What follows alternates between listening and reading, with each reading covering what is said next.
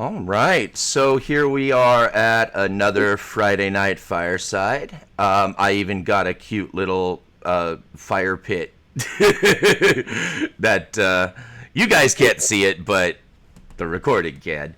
Um, so the theme for tonight is going to be on deconstruction.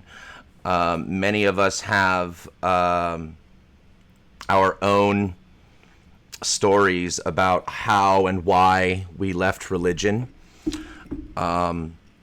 or it may not even be just for religion, but also I feel like there's a lot of societal deconstruction, uh, things that were once powerfully held beliefs we are learning to no longer be true, and there's a deconstruction for that.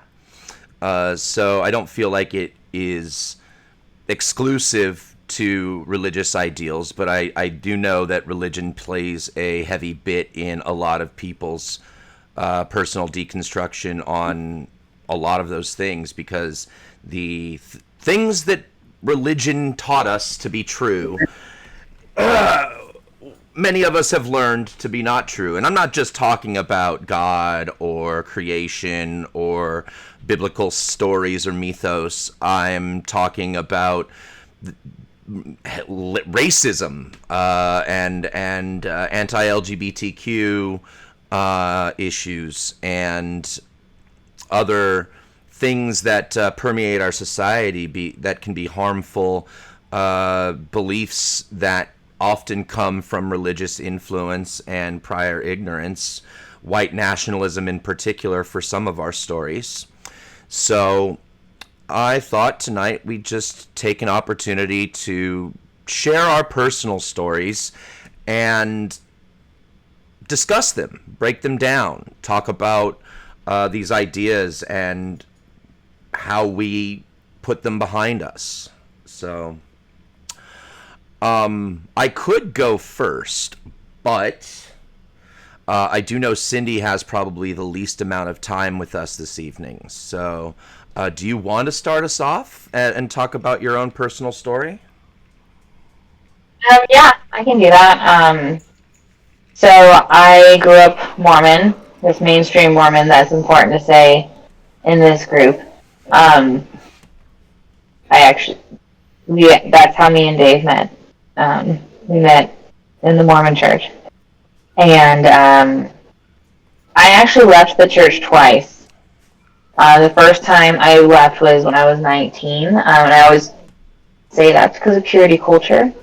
I went back to church and I decided just to go for it. A couple years later, that's where, I met my husband, and that's how I brought my kids up, is in the Mormon church.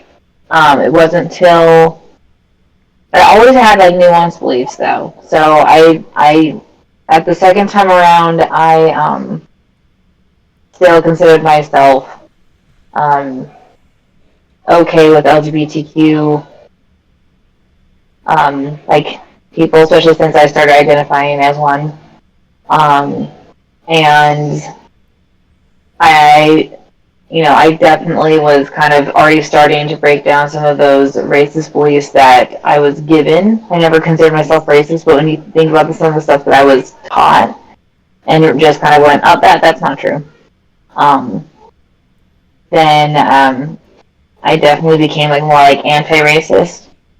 And so when the pandemic hit and my community was going more on the side that I could tell was the wrong side, where there was a lot more people in the Mormon church who were um, they were not believing in COVID, not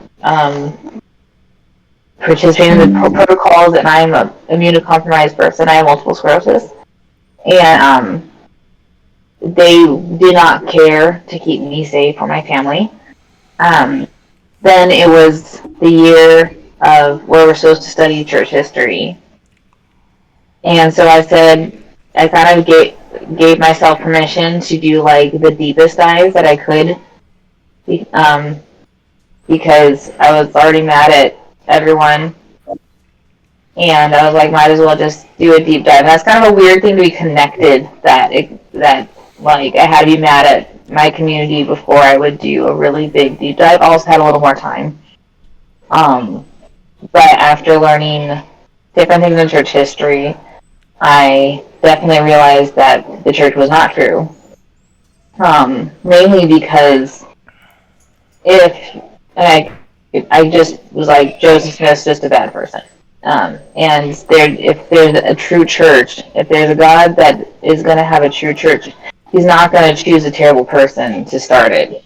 But there's, that was on top of some of my other issues, because I'm a feminist and there's so much misogyny. The church has gotten more and more and more homophobic, transphobic, and I just could not sit well. That did not sit well with me at all.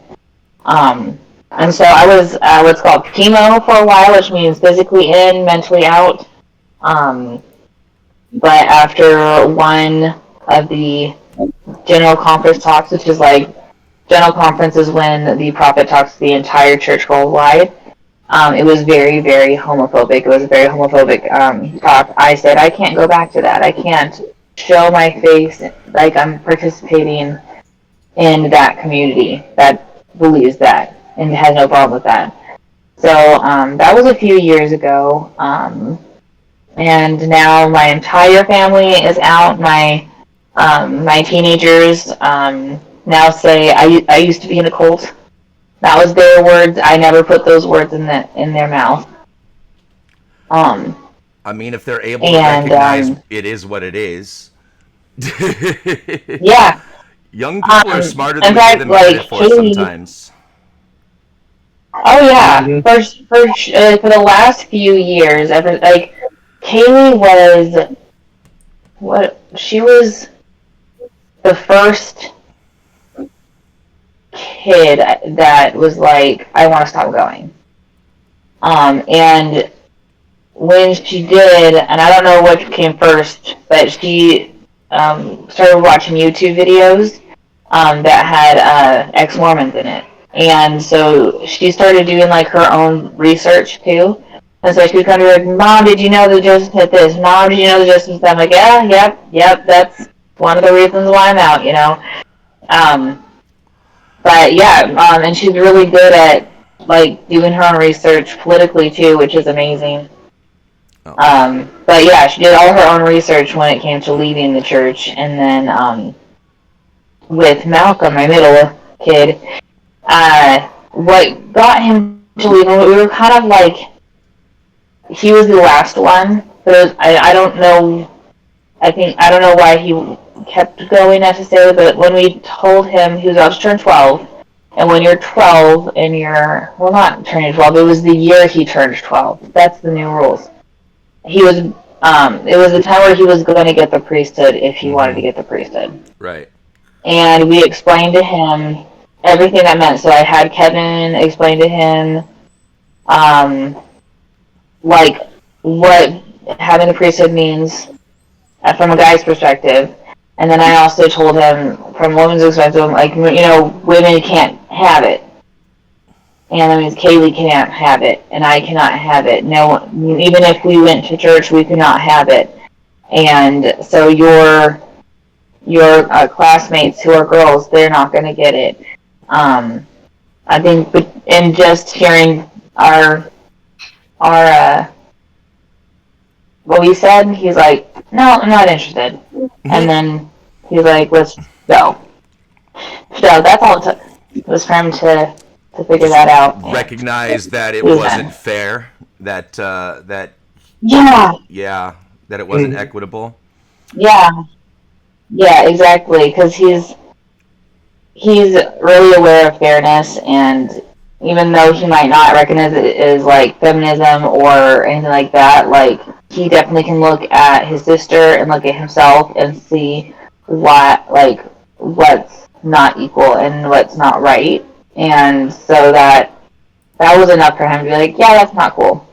My youngest is, we just told him, okay, we're not going to go anymore. And so Because he's 7 now. He was like 5, or even, he was, I mean, he was like 6, 5, 6 when we had him not go, and he still has religious trauma.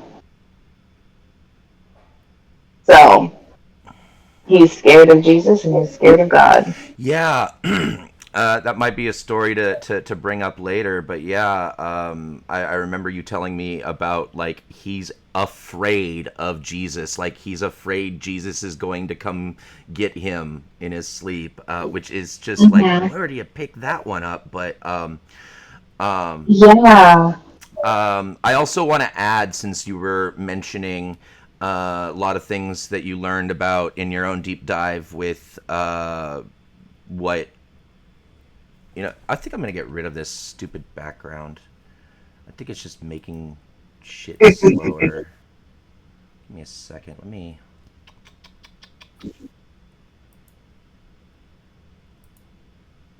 try this again.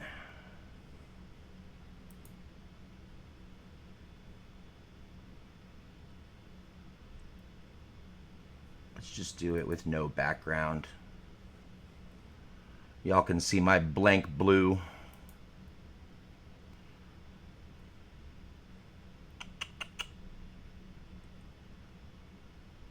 Uh-oh. Ah, that's better. Now it's not being all like stupid wavy. But then I lost Cindy's video for some reason.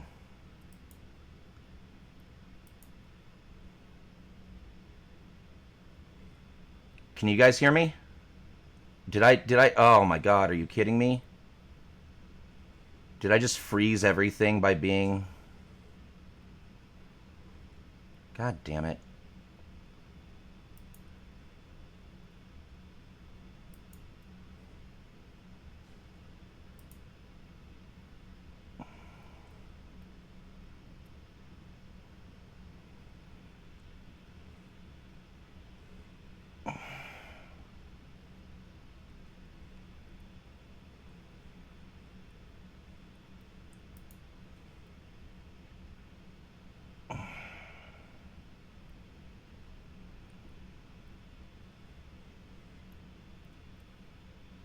What the shit, man?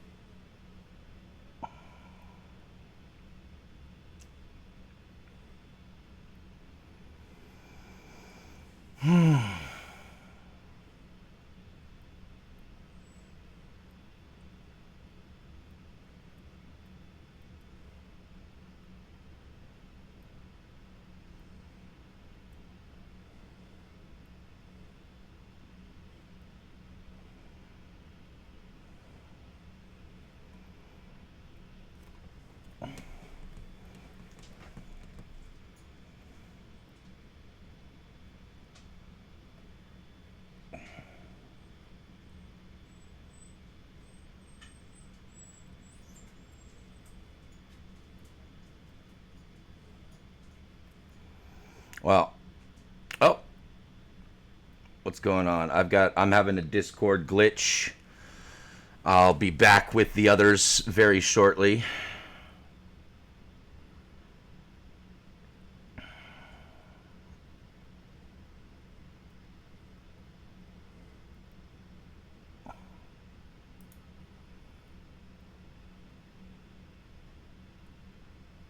And there's the downloading fucking 7 updates for Discord.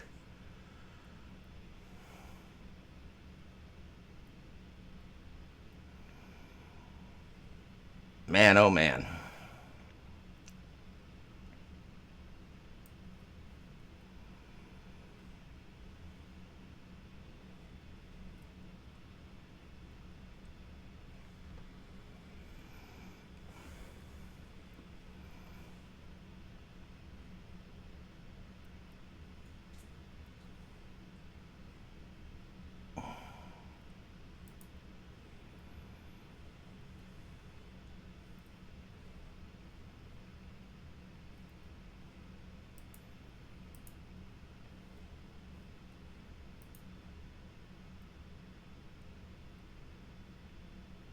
Yeah, that's a golden doodle.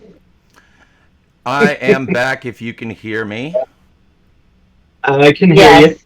But I can't hear you. I probably got to do what's going on with the.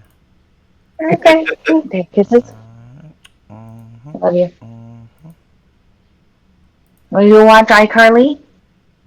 all right. Okay, good. Why am I getting no audio from you guys again? No. Probably You need because audio from us. Discord messed with my settings when I logged out. No? Okay. Alright, what's Almost going on? certainly. You have our audio now.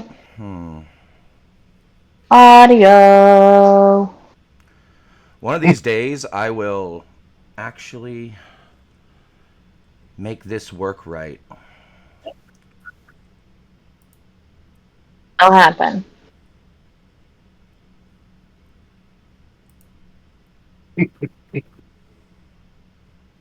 Ah, You guys can hear me. I'm not hearing I you. can hear Why you am I Yep. though. not hearing you? Why?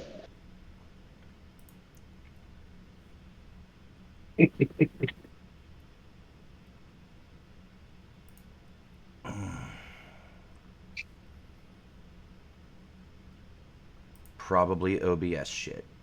Uh huh. Probably. Once he says he has audio from us, we should just move our lips and not say anything just to screw with him. I hate this so much. I am Oh. frustrated.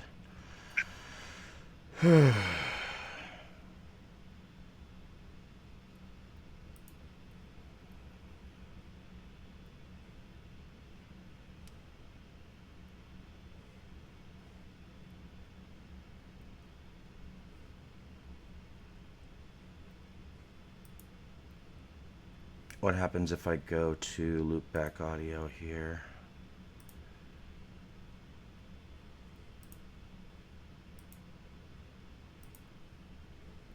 Can I hear you now?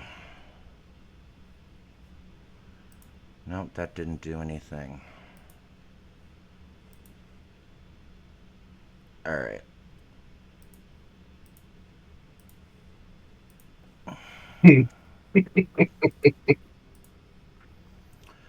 Why is Discord so stupid? I'm trying to disconnect and reconnect.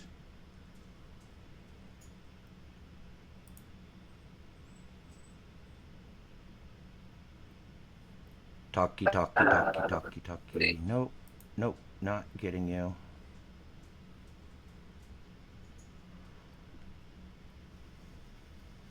Why?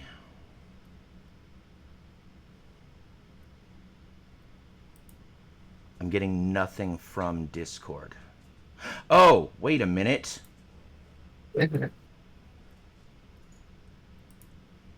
Wait, what? Okay, there we go. Okay. Yay. Hmm.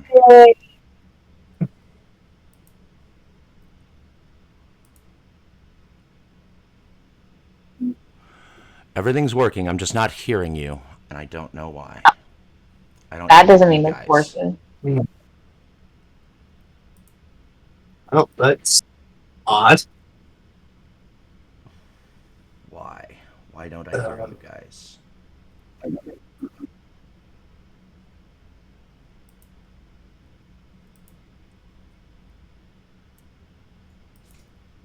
Hmm.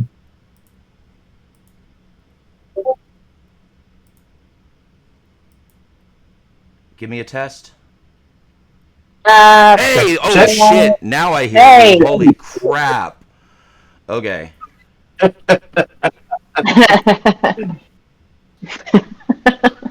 My test was weird.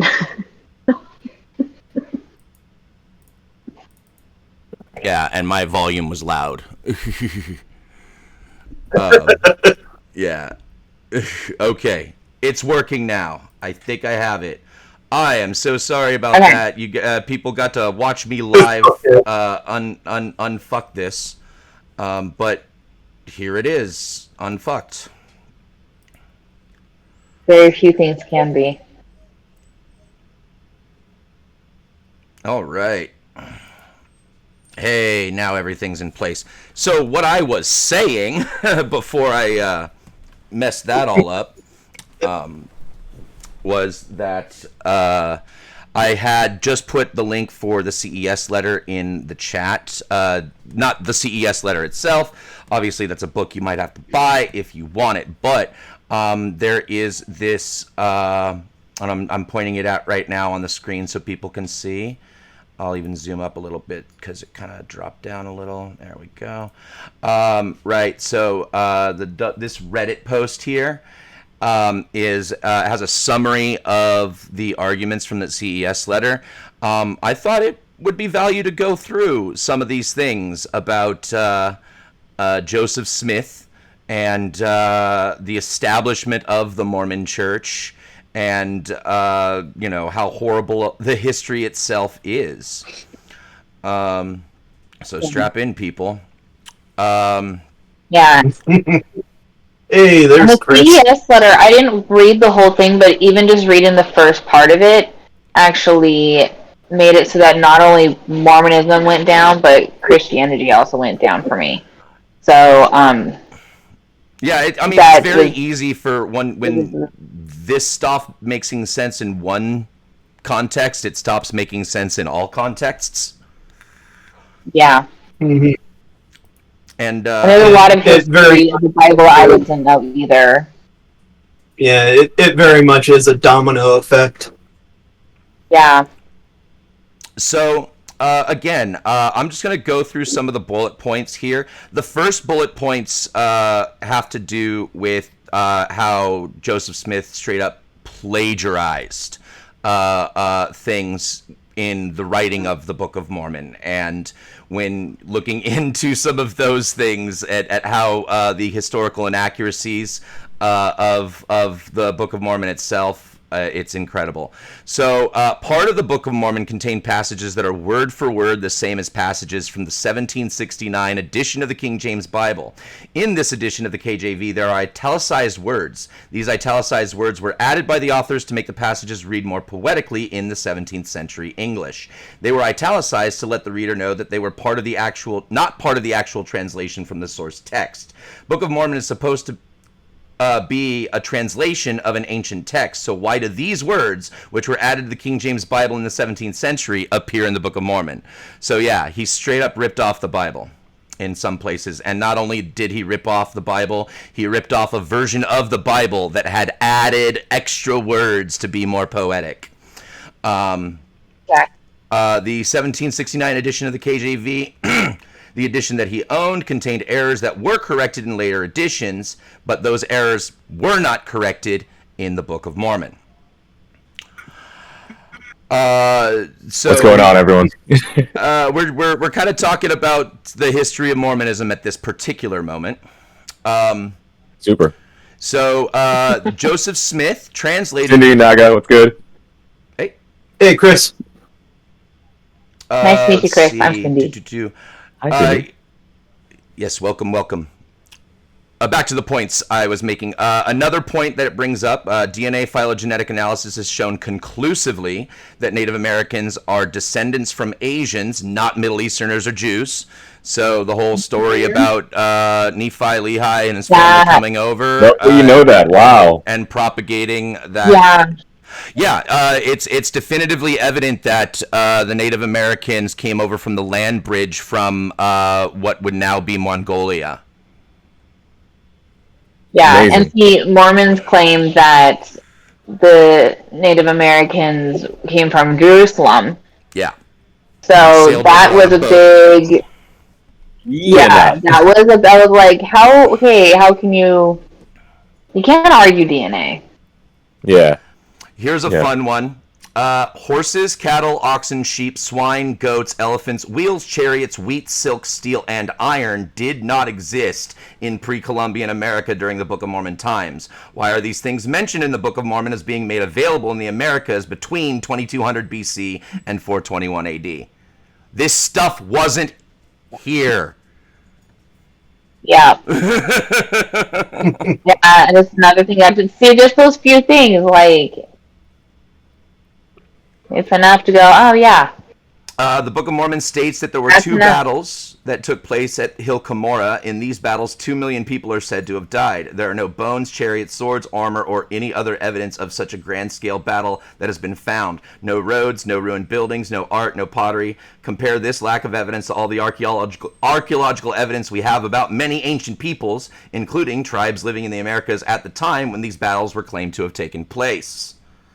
Right? So if this stuff was here, there would be archaeological evidence. There would be ruins. There would be bones of people. There would be armors and swords that, again, did not fucking exist in this space of land until Europeans came. Yeah. So he literally made it up. He literally made it up. Word up.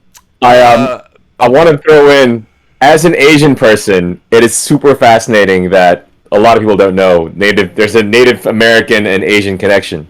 Yes. Yeah. And Neil deGrasse Tyson talks on it. He's, like, we're the only two people, like, we have the particular genome that it's called the Asian flush. When you drink alcohol, your face goes red. So, yeah. But it's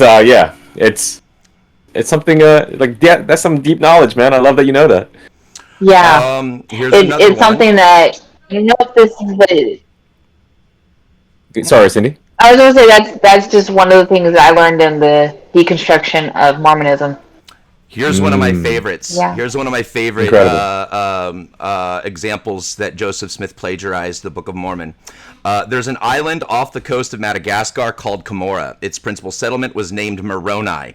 Joseph Smith was a treasure hunter and a fan of pirate fiction. A contemporary source reports that young Smith was a fan of the Captain William Kidd pirate novels. Parts of these stories take place on Cumorah and in Moroni. The name Cumorah appeared in the 1830 edition of the Book of Mormon, but the spelling was changed in later editions. So, yeah, he straight up named the places where these things supposedly happened after shit that he read in pirate novels. Ridiculous. Then I don't know if this is in that. Mm-hmm. Oh, you keep going. Well, and here's I was just saying that. You first. One of you go.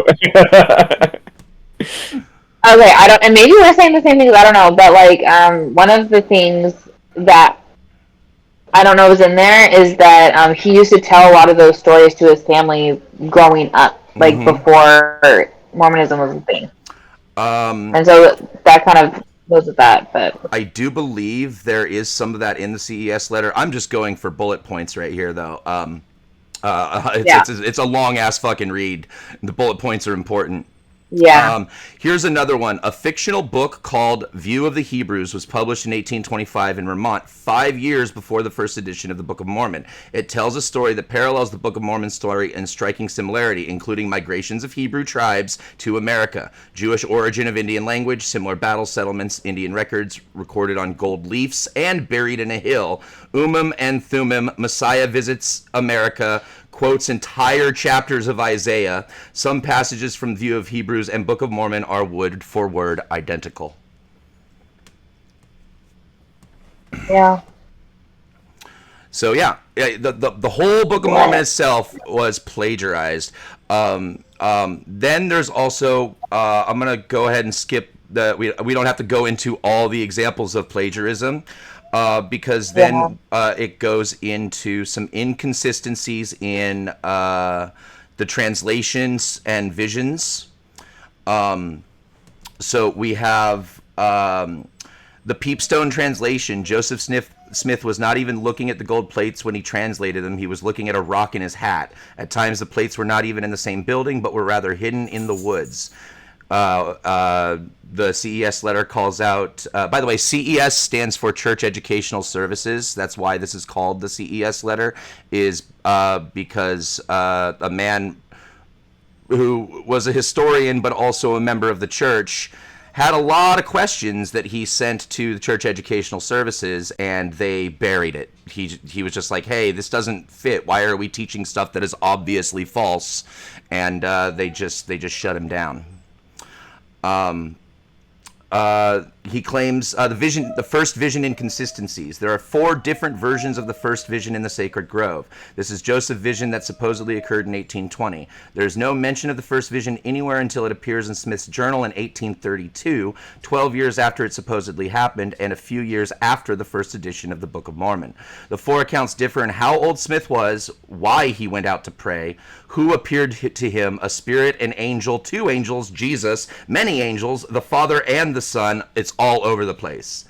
So the stories about the God and or Jesus and or anybody appearing to him is been like, who was it? Was it God? Was it Jesus? Was it angels? Was it Moroni? Was it there's no consistency in the story.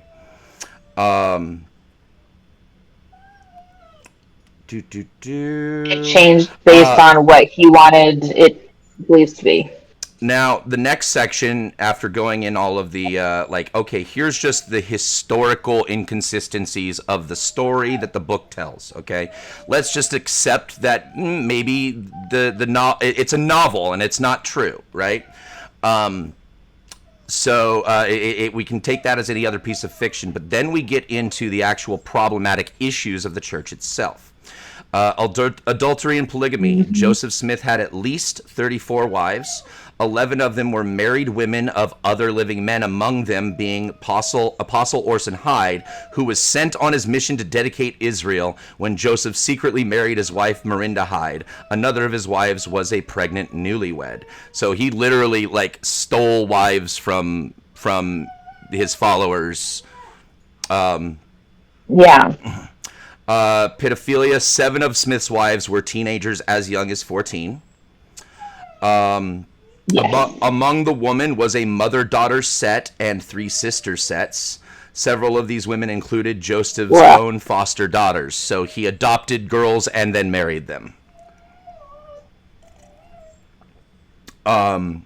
The D&C, Doctrine and Covenants 132, the scripture sets out specific rules for how polygamy can be practiced. It gives a man a right to destroy his first wife if she does not consent to further plural marriages, but she must at least be given an opportunity to consent. Smith did not follow the rules out in D&C 132, secretly marrying women behind his first wife's back and marrying women who were not virgins. Moreover, plural marriages are rooted in the notion of sealing for both time and eternity. The sealing power was not restored until April 3rd, 1836, when Elijah appeared to Joseph in the Kirtland Temple and conferred the sealing keys upon him. So Joseph's marriage to Fanny Alger in 1833 was illegal both under the laws of the land and under theory of divine authority. I'll let you guys chew on that for a second while Artemis is begging to be let out. I know that was a lot. But yeah, that was definitely one of the things that made me just go, the church not true, period, was that whole timeline of polygamy and just polygamy in general. One thing, if the whole, he was talking about D&C 132, if you want a really dramatic reading of that, that's not really readings, but if you watch the show Under the Banner of Heaven. Yes, oh my God. I was going to mention the murders. Yeah, but when they show Joseph Smith talking to Emma and basically saying word for word Section 132 to her, mm-hmm. that she will be destroyed, that is probably one of the most probably realistic. I mean, if you think about it, because he had to have been a narcissistic, terrible human. Well, obviously under the banner of heaven. Obviously, under the banner of heaven is a very dramatic accounting of. For those who don't know, there was a series of murders in Utah in the 70s, where one prominent Mormon family man decided to start trying to reinstitute polygamy, and actually used this doctrine as justification for murdering the wife of one of his younger brothers because she would not consent to being part of this new polygamy thing that they wanted to that brothers wanted to start. The brother and his wife tried to flee, and the older brother ended up murdering his younger brother's wife and their infant child. And yeah, so this is an example of somebody taking this doctrine to the most possible extreme ever.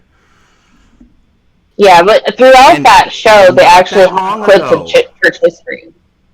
Yeah, no, that was not that. Wasn't that event happened in the 80s? In the 70s. 1970s. 1970s. Yeah, in the 70s. But like through that show, they have clips of church history too, and yes,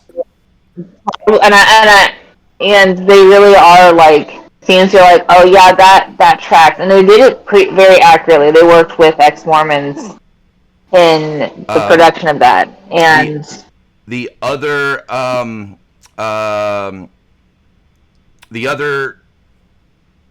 thing that came up in that, not just the DNC 132, but was the blood atonement. Brigham Young. This is after Joseph was dead and gone. Brigham Young, who was in charge of the church at this time, taught that Jesus' atonement was not sufficient to cover all sins, and that some people needed to be killed in order to atone for their sins with their own blood. This is a quote from Brigham Young. For the murder. Yeah, I know when you hear my brethren telling about cutting people off from the earth that you consider it is strong doctrine, but it is to save them, not to destroy them. Brigham Young gave himself the right to unalive people under the guise of saving them from their sins. So that was essentially what they were using in those murders. They were unaliving family members to save them from the sin of not agreeing to be a polygamist. Yeah. Brigham Young also taught that polygamy was necessary for salvation, that you could not get into the kingdom of God if you were not having multiple wives. And then, of course, here's the fun one. No blacks allowed. Joseph Smith gave the priesthood to black men, but Brigham Young prohibited it and denied black people access to the temple. Every prophet from Young until the 70s upheld the racist ban on blacks in the temple. And not just the 1970s, 1978. It was almost the 80s. Mm-hmm. Yes. Well, it was 1978 when the church finally lifted the racial ban for holding the priesthood or entering the temple for black members. Yeah. So that is. But there was still plenty of racism going on after that too. To be honest. So that was essentially, thank you for Cindy for sharing your deconstruction story, and then we kind of led into here are the issues with Mormonism that you and I both discovered as Mormons who deconstructed. I want to give Naga the opportunity to share your deconstruction story. I know that you and I were talking offline recently and said that you didn't really have much of a religious background growing up, but that doesn't mean that there weren't things that you needed to deconstruct. So I turn the moment over to you to share your story. In my youth, I was most definitely a ardent Christian, but none of it came from my family.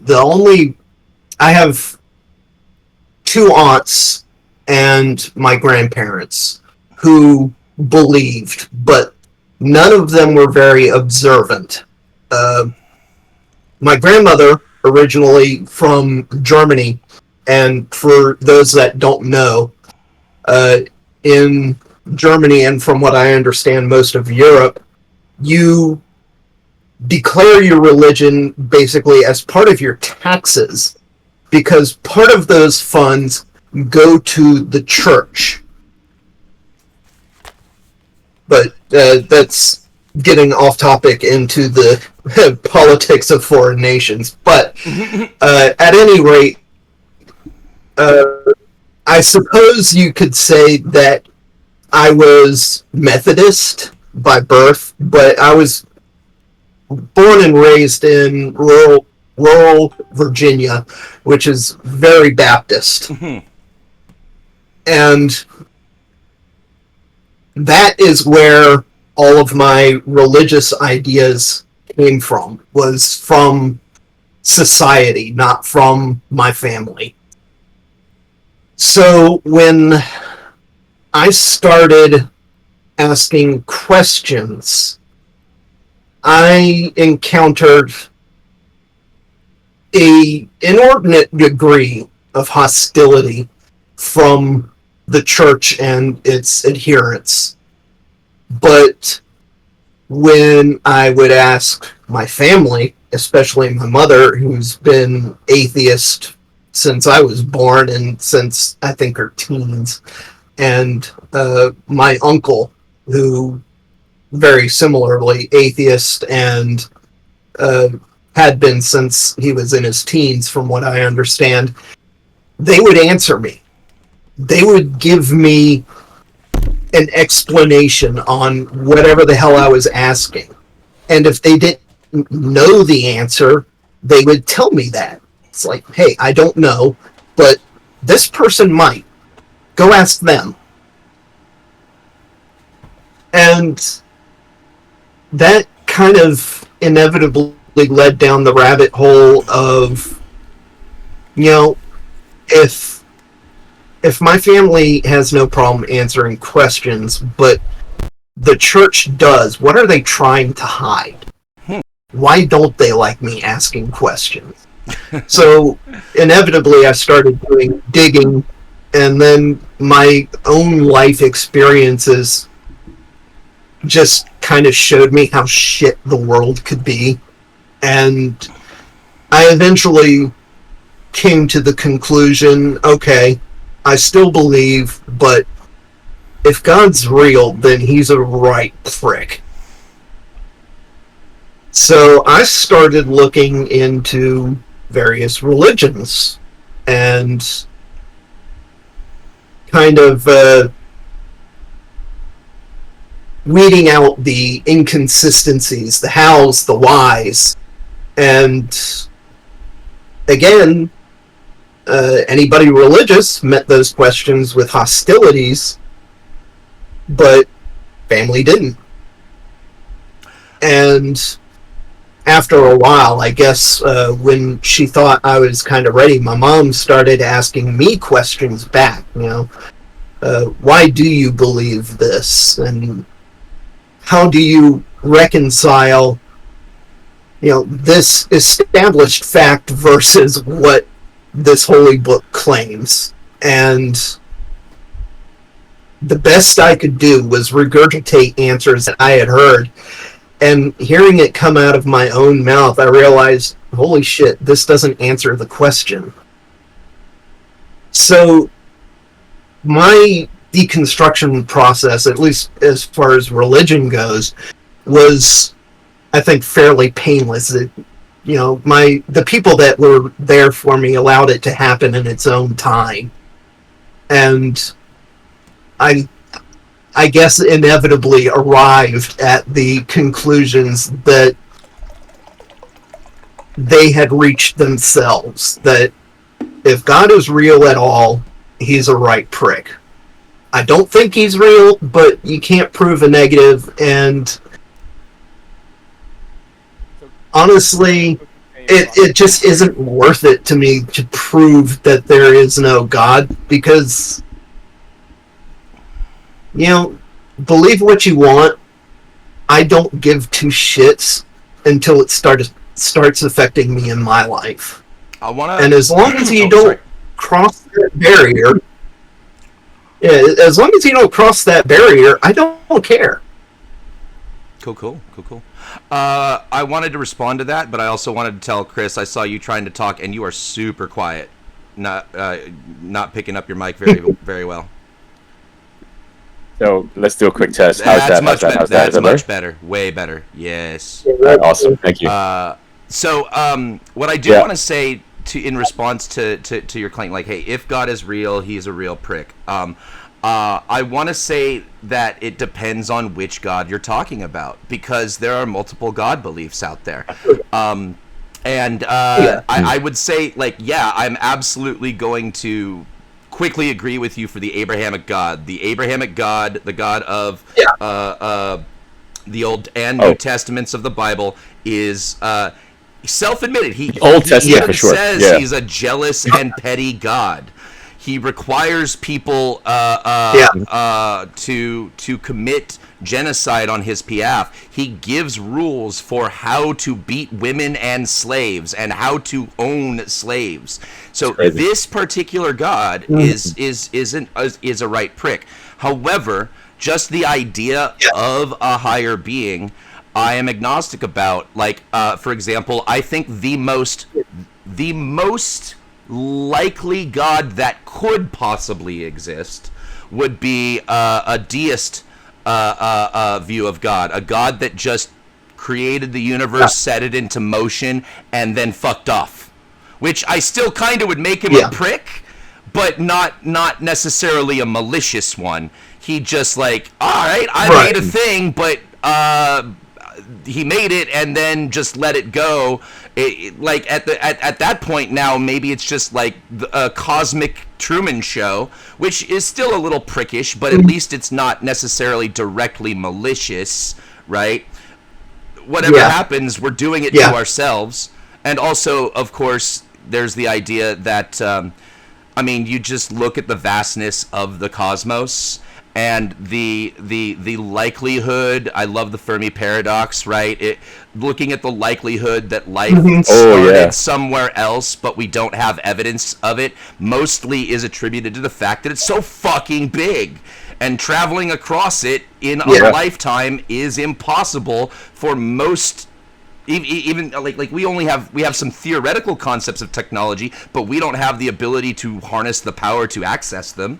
So like the idea that this belief of God in this one particular desert in 100 square mile stretch of existence is the one true everything, that is just ridiculous to me. Absolutely ridiculous. I can't conceive of that making any fucking sense for the universe. Yeah. Word. And I'm right there with you on every one of those points. I wanna talk about singularity theory and all this. Sure. Or simulation theory as well. Simulation theory, yeah, no. Let's throw those things in the mix. Hard solipsism, I can't get behind hard solipsism, but I also, again, I'm agnostic. I can't know for sure that I'm not a brain in a jar.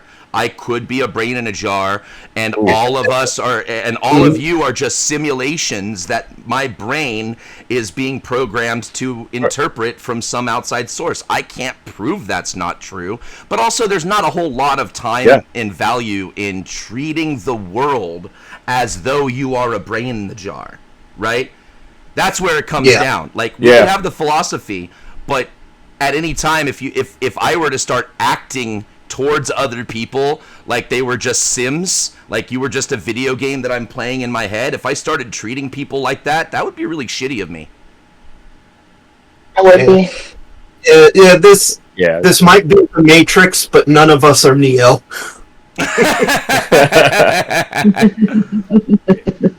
Yeah, we don't want to have people going around like it's like GTA 5, right? Technically, I would also say the sad truth is, I mean, like we're seeing that in high school, so it's It's funny that you bring up the Matrix because I would love to have a conversation about Matrix shit because I have an argument that Neo wasn't the one. Agent Smith was. Ooh. Oh. I want to hear this. Agent Smith. Tell me more. So, I don't have all of the stuff in front of me. I got to try and brain the main points out. But if you look at Smith, right? there's a lot of things in the conversation about between predestiny and choice, right? Like that's one of the huge themes of the Matrix is are things destined? Are they predestined, or do you have a choice? The illusion of choice. It's something they play with a lot. Yeah. But there are some things that that are in the Matrix movies that indicate to me that Neo is not truly the one, that Agent Smith is. One of the things when he first meets the Oracle, Neo talks to the Oracle, and she says, "What are you she says, "Sorry, you have the gift, but it looks like you're waiting for something." What? She says, "I don't know. Your next life, perhaps." Right? And then what happens? Neo dies and comes back, and then he jumps into fucking Smith and frees Smith's mind.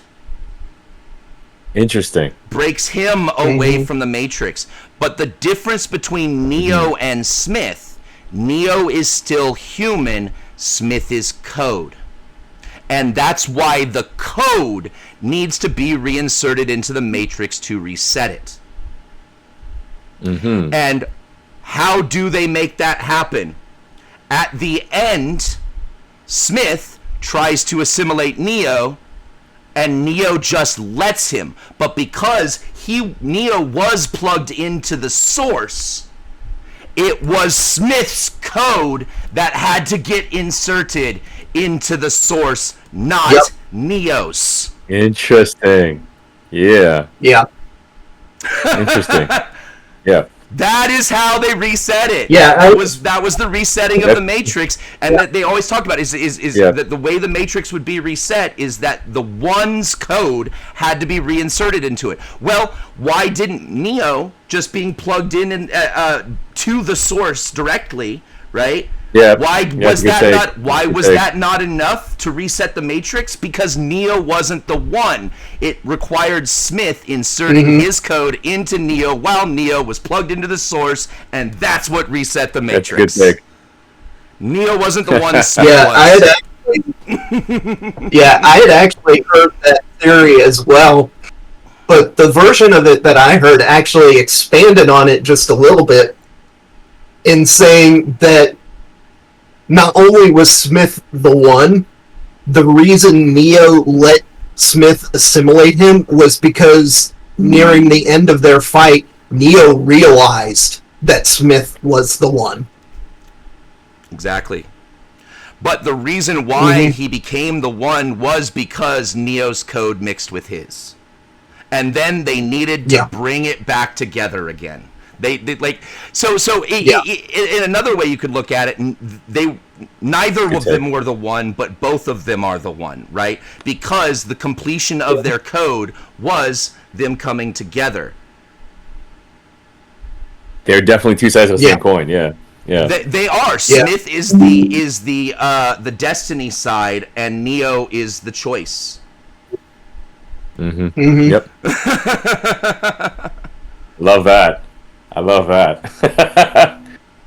It's they are two sides of the same coin. Fate and free will being the two. Fate and free will are two sides of the same coin. That's the fucking message. That's it. Right? That's it. Yeah. I love the Matrix. Oh, I mean, sidebar. I mean, we can kind of go anywhere in this conversation, right? I kind of wish they succeeded in making the MMO for it, because that would be an awesome. They did, but they shut the. Well, so what happened with that is the studio that was running, because the Wachowskis were actually putting more information and lore and story development for a lot of the stuff that was happening in the background between Rebirth or not Rebirth. It was Matrix, the fourth one, the one they just did.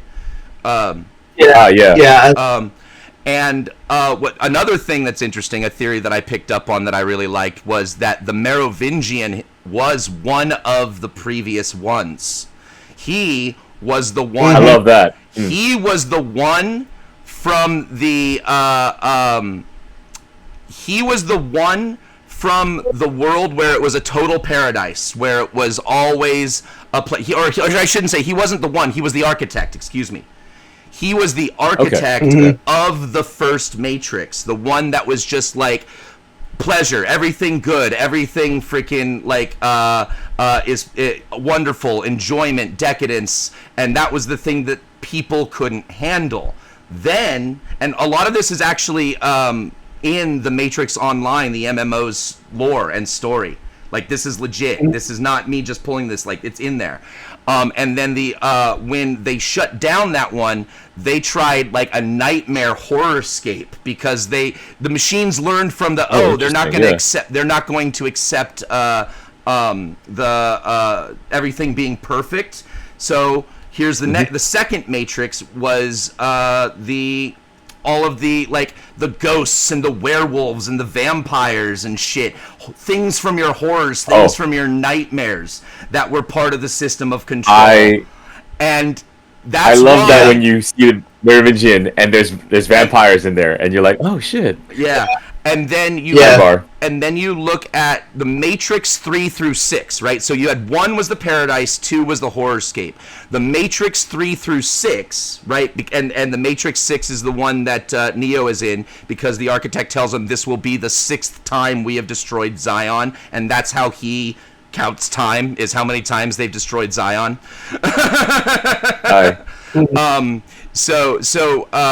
The Merovingian was made obsolete by the architect and the Oracle. The architect and the Oracle became the creators of Matrixes 3 through 6. And the Merovingian became a smuggler of exiled programs because he was the guy in charge of all the pleasure and horror.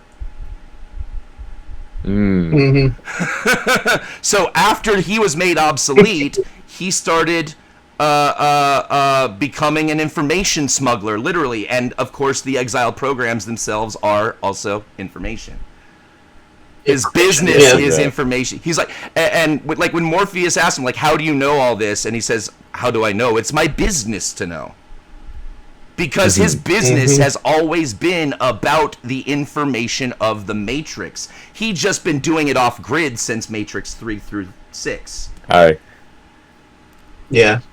I wonder if Cindy follows or tracks like you know what we're talking about in terms of the Matrix, or are you oblivious on that?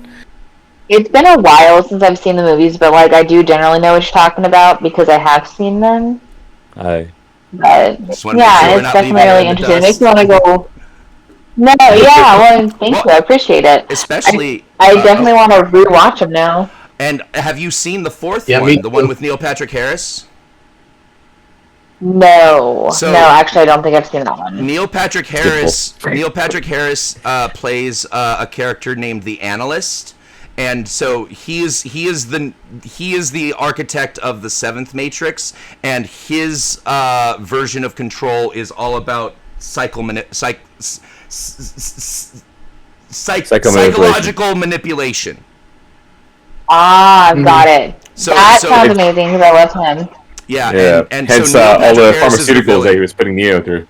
Well, and of course that was a metaphor. Those pharmaceuticals, again, those were just code to help him. Honestly, they were placebos, right? Because the Analyst could not truly control Neo once Neo's mind broke free. So those pills were just part of the narrative that he was using to make Neo convince himself that the stuff that he thinks was real wasn't real. It's literally like it's gaslighting 101. Right? Word. And then of course I really need to watch the Matrix series again. So I quickly show you guys. Ignore the mess here. I got a little fireplace going on right there. Nice. I dig it. Just so you can be part of the Fireside. I have a little fire GIF that's fitting the theme.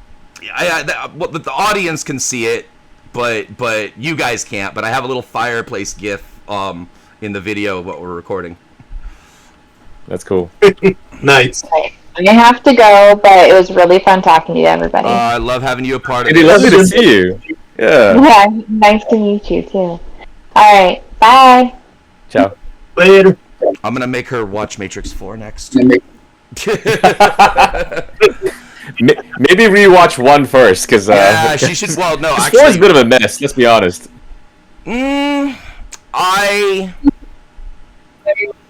I liked it. I mean, don't get me wrong. It had its flaws, but I feel like it still had a really good message that followed through with the themes to a reasonable, logical conclusion. The story could have been presented better. Some things were a little choppy and messy, but I feel like overall, and of course, this was Lana Wachowski by herself. No. Yeah. Yeah, because what was it when they were filming? Is it Leah, the other Wachowski sister? Is it Lana and Leah? I think so. I could be wrong about the second sister's name. I apologize. Maybe somebody in the chat will correct me. But I know she said that she was still recovering from her own transition because Lana did begin her transition first and was already kind of like felt good to go. And Leah, again, I hope I'm saying her name right, but I could be wrong, was not quite ready, did not feel physically ready to be a part of the process of making the new movie. But when you get a green light, you get a green light. Right? you know? So Lana... Yeah. I'm I'm glad it happened. And at the same time, too, like, the 4th movie paled in comparison to the first 3. I was just... Well, there's a lot of people, including myself, who was like, they really didn't need to touch the first 3. I mean, they were good. You could leave it as is as a good trilogy. Well, but I'm glad they continued the story. They at least expanded some ideas. Well, what was really important, I think, the main theme of the 4th one was how humans need the machines. They need to work together. That the only way that they both survive is if they find a way to work together. And that's what the whole city of Io is about. It's man and machine, humans and machines working in harmony with each other. And even being willing to sacrifice themselves and put themselves on the line for one another. And that's something you don't get anywhere in the first 3, because it's always the humans and the machines are opposition to each other in all senses, and yet you have this group that can put some shit aside and be like, hey, if we try to survive together, maybe we'll do better. And that's also why IO... one of the things IO could do that Zion could not was grow fruit. The only way for the relationship to bear fruit was working together and not against each other. Yeah. The only way for the relationship to bear fruit is to work together. I thought that was a beautiful message. It's poetic. Yeah. And applicable beyond just, the war between man and machine in a fictional dystopic future.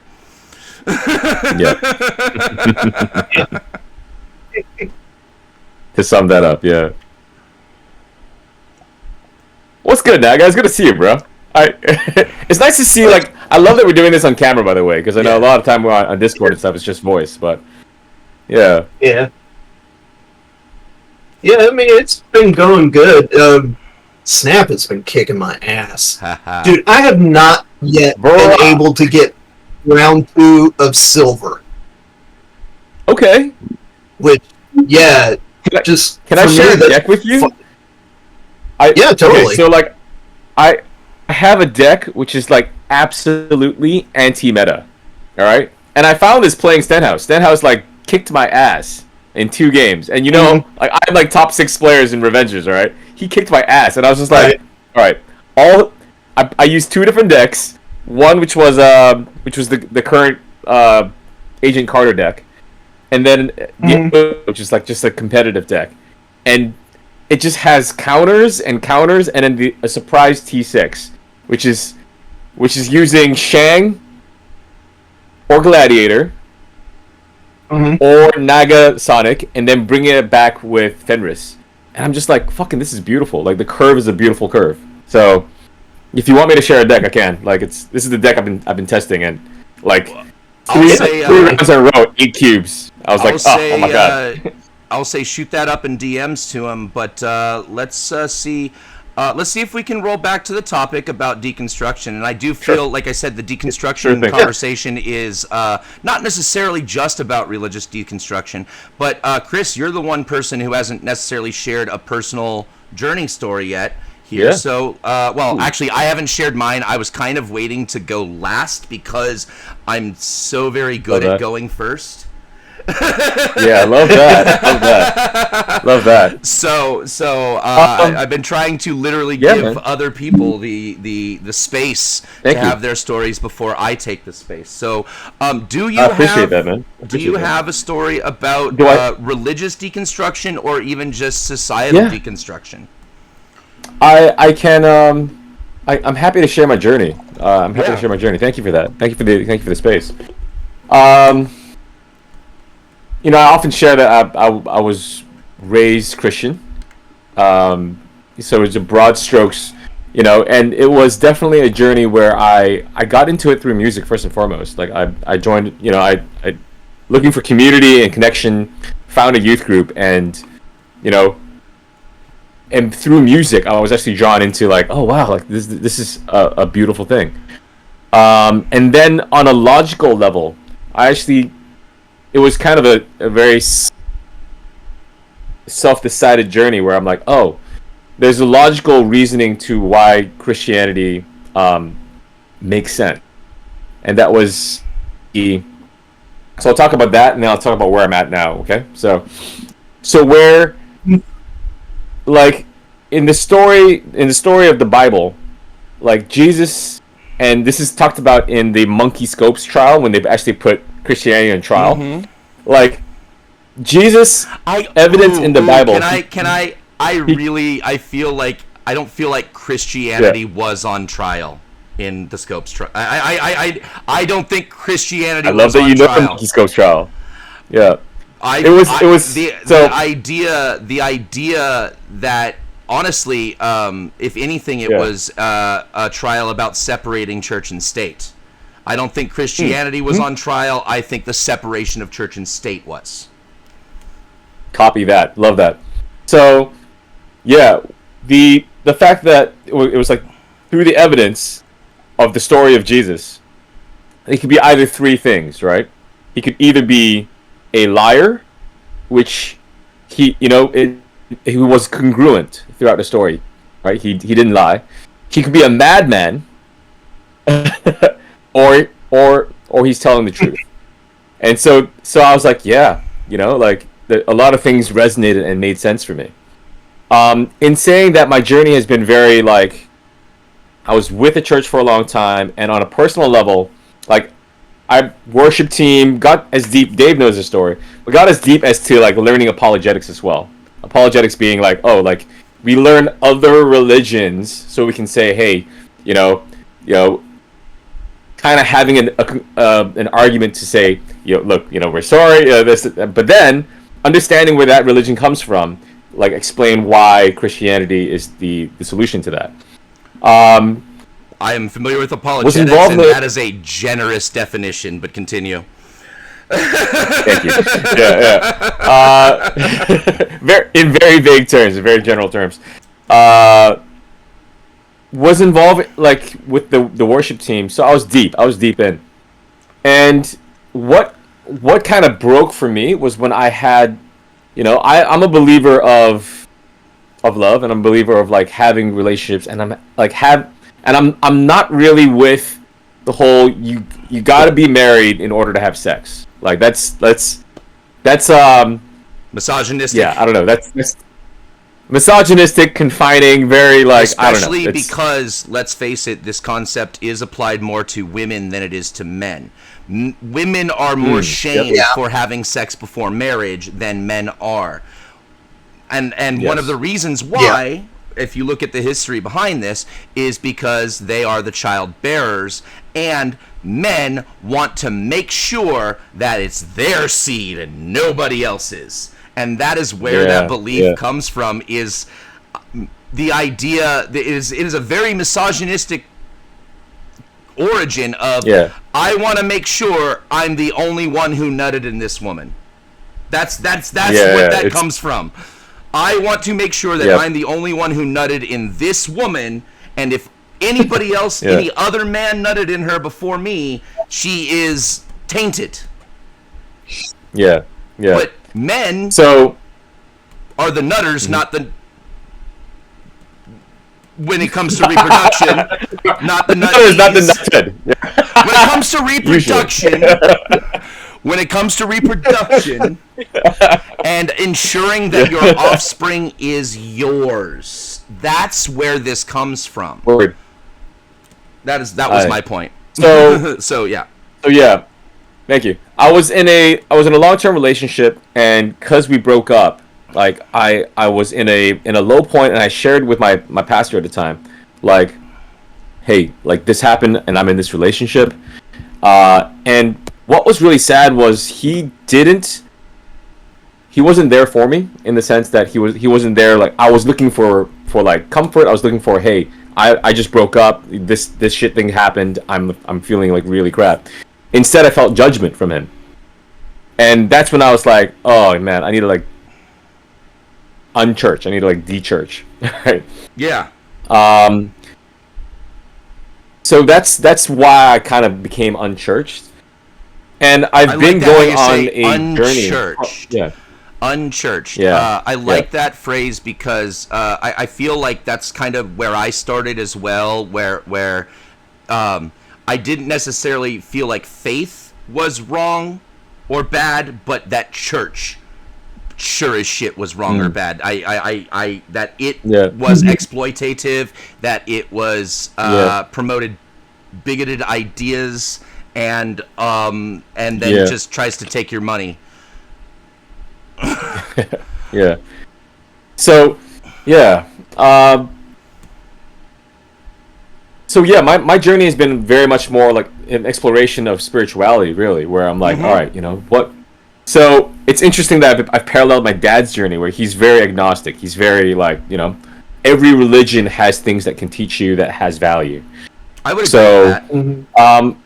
Yeah. So I also say it's not always the value that they're trying to teach you that you get from it. Sometimes, it can be that too, yeah. Sometimes the value, sometimes what is valuable about what that religion has to teach you is don't do that. Yeah. Right? Like, for example, slavery. Right? Like, the fact that the Bible has rules for how to own and beat your slaves. Maybe the value of that story is that people in the Bronze Age had a really messed up way of looking at the world, and we should look at it differently now. Maybe there's value in knowing that they had rules for slaves, and taking that and applying it to maybe the other things that they got wrong. Right? Yes, it was written by people who were fallible, and also the Bible's who had written an by agenda. People. But not just but people who had an agenda. Yeah, and that's the problem with organized religion, where organized religion has that propensity for people in power to go, all right, well, let's move it in our direction where we want it.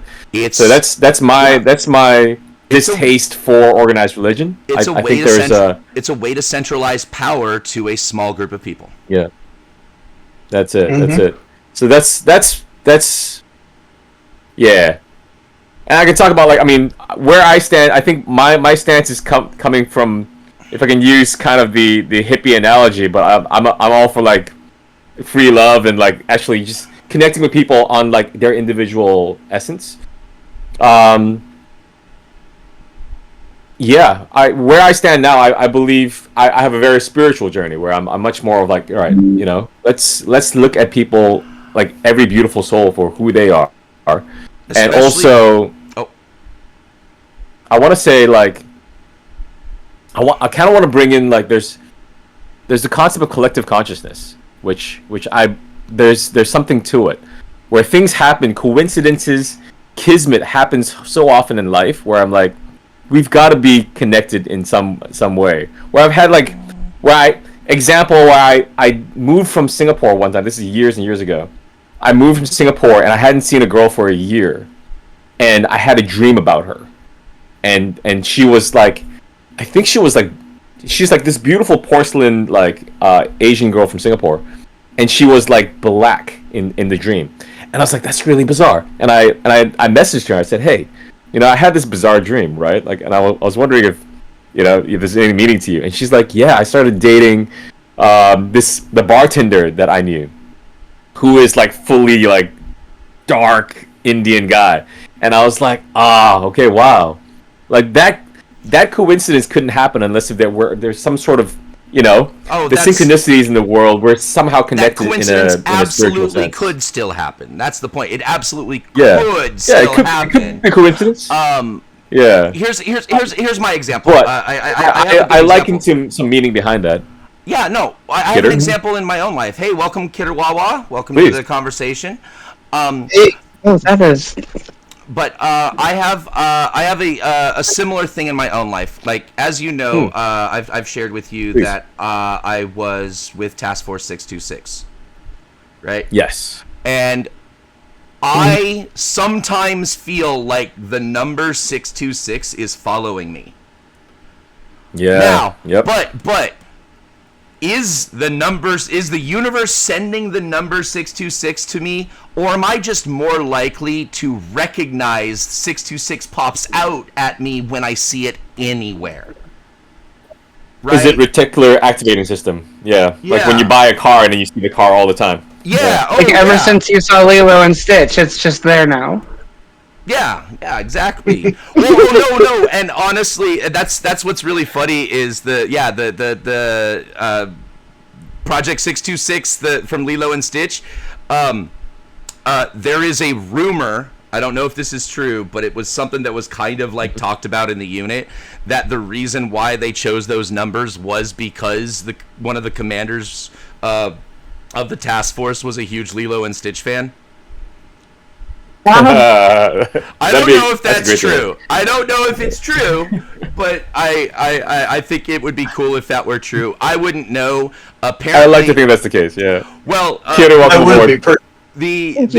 the problem with confirming or denying any of this is that Task Force 626, specifically, at least according to public record, in 2014, when the task force was required to hand over all of their information to for the Freedom of Information Act, the FOIA.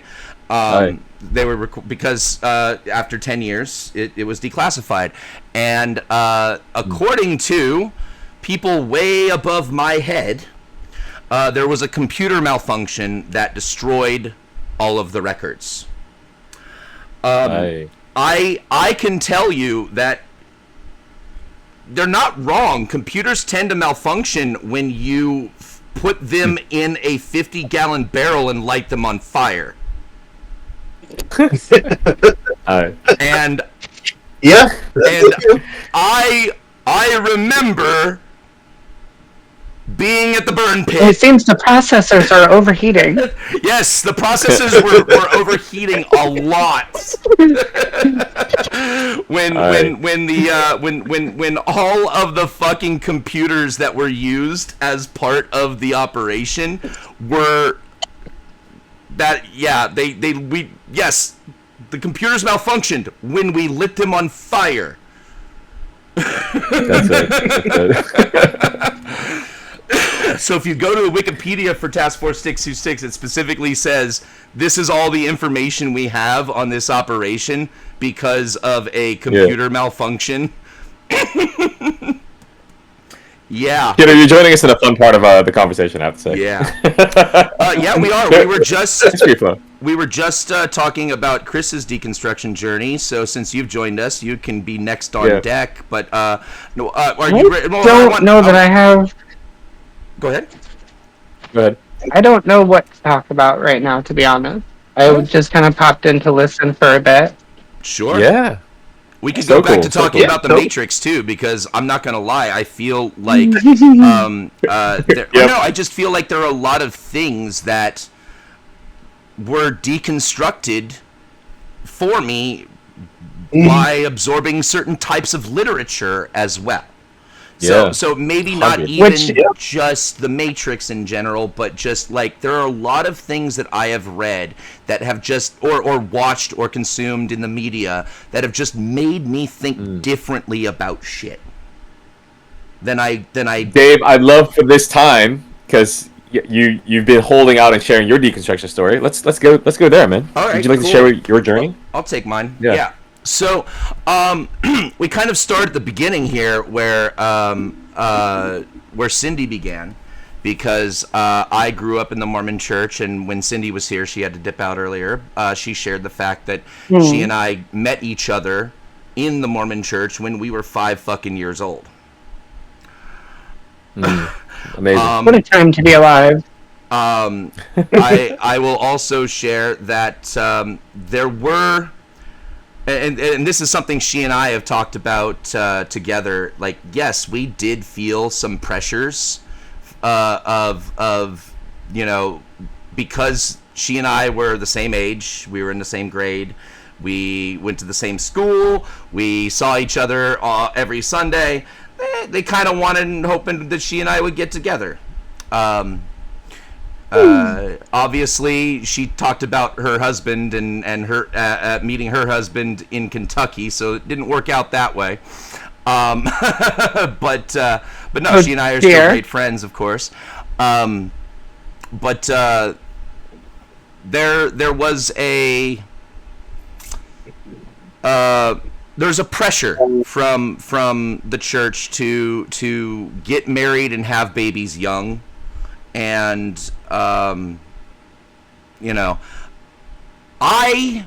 wasn't actually even certain I ever wanted children. I did end up having a couple, and I do not regret that, and I will always and forever. They are the 2 most important things in my life. Absolutely. Love you, D. Love you, Z.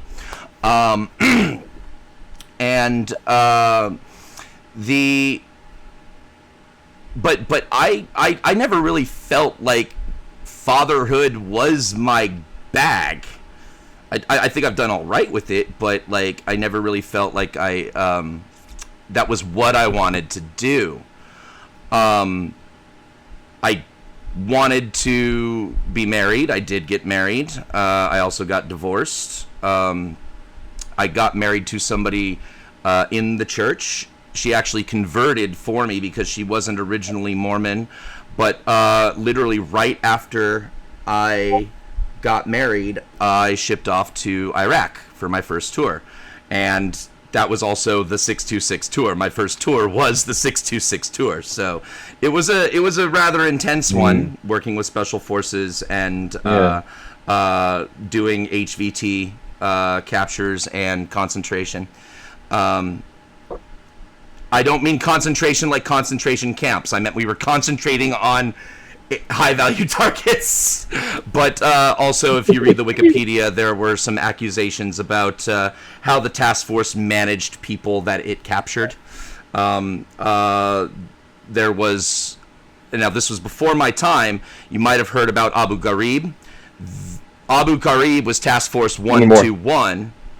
And then Task Force 626 was the task force that replaced Abu Ghraib after they got rid of everybody that they could pin all the mistakes on for Abu Ghraib. So let's just say things didn't change. They just got better at not letting the public find out what was being done. So I came home. So back to the deconstruction bit. I came home from Iraq with the knowledge that my wife, who I married in the church, in the Mormon church, was pregnant from somebody else, from another person, that I was very much not the father, because I was literally half a world away when conception happened. It was. Is this the same as your ex? Is this the ex? This is my first wife. This is my first wife. Okay, copy. My first wife. Copy. I had no children with my first wife. She had kids, but I didn't. That was why it didn't work out between us. Copy that. So yeah. So that's one way to put it. Yeah. Well, and here's the thing. We got married, we were 19. We were fucking kids, and the only reason we both did it, and this is me kind of reflecting back now, later, right? I didn't necessarily have this understanding at the time, because I still had a developing brain at 19, right? 100, yeah. Because like the brain development is like goes up to like 23 to 25 is where that kind of rounds out of your brain. I think they've learned that it keeps growing even after that, but yeah. Like the majority of brain development happens by the age of 20. Yeah. I was a dumb fucking kid, and so is she. We gave into pressures. It was not. We kind of both realized, like, hey, I literally, when I found out about it, I asked her, I was like, do you think that there's anything for us to salvage? And she said, no, I don't think so. And then I was just like, okay, then maybe we should just get an attorney and like just negotiate. So we ended up actually having one attorney just negotiate the divorce together for us, and she went her way, I went my way. I will say there were additional legal complications with the court because the child was born while we were married. The state of California considered that to be my child, and the judge wasn't going to grant the separation if there wasn't a child support arrangement. But then she moved to New York, and it took me 3 years to get a hold of her to get this case back on the docket. So, but that's not part of my deconstruction. That's just such a stupid law. Like seriously, if we can prove that there is zero possibility that I am the father of this child, including DNA evidence. Yeah, the judge was even like, I don't care about DNA evidence. The law says this is your child, so you have to take care of it. And I'm like, ridiculous. No, it's not, and I don't. Right? Yeah. And again, like I said, she and I were good. There was no, she wasn't trying to get child support. She wasn't trying to get alimony. She wasn't. We didn't really have any assets to distribute. There was no home. There was no cars that we bought. I didn't even have a car while I was in Iraq. I sold my car and then bought a new one when I got home. I ended up having to sell that to pay for the divorce, along with my first motorcycle, the Harley that I bought. Anyway, the deconstruction aspect, getting back on track to that. I was going through some bullshit at this time, even though, yes, like legally speaking, my ex-wife and I were divorcing very amicably. That didn't mean I wasn't processing some shit. I was especially processing some shit, you know, being like, hey, I think I'm coming home to a loving wife from the worst experiences I've ever had in my life for the last year. And then, nope, I'm all alone. That kind of sucked. So my mom kept encouraging me to talk to my bishop for counseling, which is a thing in the Mormon church, you know, and it's not that dissimilar from other churches, where not necessarily going for confession, but just going for advice, right? To your religious leader is a normal thing, right? But here's the problem: that doesn't mean these people are equipped to deal with what somebody might be dealing with in some of these situations, and also their agenda is based on the church, based on the religion, not based on what is best for you, and sorting your shit out. And that was kind of the problem, because when I went to my bishop for counseling on what was going on with my divorce, all I got was an hour-long lecture of like how I fucked up, how I didn't keep my marriage together. It was my responsibility. I was the head of the household. It's on me to make sure that it's on me to make sure that the marriage stays sacred and sound and together. And I had failed. That's what that meeting was about how I fucked up. And I walked out of that room, I walked out of that building, and I just was thinking to myself, there is no way that any God that I would believe in put that man into a position of religious leadership and power, because that is part of the belief of the church, right? Is that bishops, counselors, anybody, prophets, whatever, that they are called by God to serve in that position, right? Go. So when I left that meeting with my bishop about the divorce, and he was trying to tell me that it was my fault, I didn't keep my family together, I did everything wrong, and I was literally halfway around the world getting shot at when it was happening, right? So like, what the fuck was I supposed to do? How was I supposed to keep my marriage together when I was special forces on a secret base with very limited communication, couldn't tell my family where I was, that all of the letters they even sent me had to be redirected through a code. The APO address, like, had a very special APO address so that it wouldn't give away anything about the task force. Because usually when you send a letter through the APO, you add the actual task force name. You would actually add Alpha Company 185, 3rd Platoon, right? Like, yeah, it's all coded. Yeah. But we had like a special thing. Like, anybody who wanted to send me a letter, they had to have a special code on the top, or the letter wouldn't get fucking to me in the address. I had to tell people, like, this is the code. Yeah. So, like, there was not a whole lot that I could do to preserve and maintain my marriage literally halfway across the world while I'm getting shot at and doing spec ops. 100. Yeah. For a year. Yeah. And, so I didn't, I walked out of that room thinking, there is no way God put that man in, or at least not any God that I would want to believe in, put that man in that position to give me that lecture. He's completely irrelevant to your life experience. And that's why, that's when I started questioning other things. Like, okay, if God didn't put him there, and the church says the God did put him there, what else is the church wrong about? Right?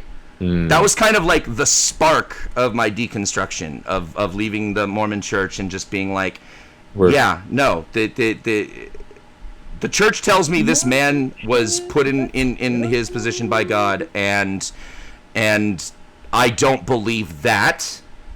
That it has to be wrong. And if they're wrong about that, what else are they wrong about? That was what started spinning the wheels, right? Thank you for sharing that. Unity, let's go. I feel like pagan your name, I think you're very appropriate in this room. The pagan theologian. And and he's also an ex-Mo, and I know he's going to share some of his deconstruction when we get around to him in the turn order. But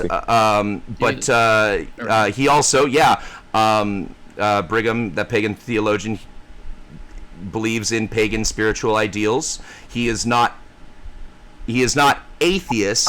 However, correct me if I'm wrong, you are still rejecting both the Mormon and Christian theologies. Yes, greatly so. Yeah, okay. Also, FYI, just for future reference, I avoid the word pagan due to its association with neo-paganism, as I am a Greco-Roman Reconstructionist, not some neo-pagan eclectic whack-fiddle. Well, on that note, I will say part of my deconstruction journey, I did explore Wicca for a while. As part What of is Wicca? Wiccanism. Witchcraft to be felt. Witchcraft. Gotcha. Well, but see, I hate like Wicca okay, so much. right. It's new age bullshit founded by a racist idiot. Like, I said I explored it. I didn't say I like fucking joined up. I know. I'm not judging you. I'm just like, I hear that word in my communities so often that like it's just in my brain now, and I'm like, just shut the fuck up. No. Yeah. And I'm certainly not going to sit here and start trying to use any Wiccan principles as part of my arguments, other than just to illustrate the fact that these are things that I explored as I was trying to learn. Okay, like again, all I had learned from my first experience with that bishop was that I learned that that man could not be a representative of God, or at least not any God that I would be willing to believe in. So that helped me start looking at other things. The Pied Piper. And then also discovering that the Pied Piper of Hamelin. Nice name change. There we go. I love that story so much. I love the Pied Piper of Hamelin because I like fucked up stories. Honestly, the Pied Piper of Hamelin is fucked up. I will say my favorite movie genre is psychological thrillers. So movies like Fight Club, Vanilla Sky, Everything Everywhere All at Once, those kinds of movies that just like take your mind through a journey of understanding and wrestling with certain ideas and tropes and themes. I love the shit out of those. My favorite.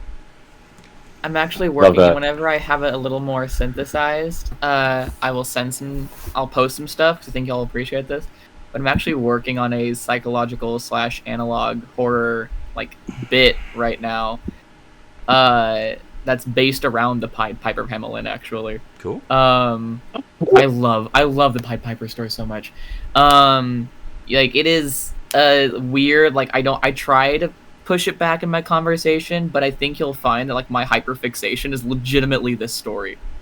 All right. Yeah. Hey, I want to hear this. Hey, no. You talk about that. I'm going to take a smoke break. Sweet. And also, I got to refill my beverage. And I also want to hear Kidder at some point too. But like Pied, let's go. Yes, nice to meet you. I'm Brigham. Brigham, nice to meet you. But yeah, see, I love that story so much. I read it like I don't know, maybe 4 years ago, and I've been obsessed with it since. It's been Is it different from just the Pied Piper story, or is it a specific like Pied Piper of Hamelin?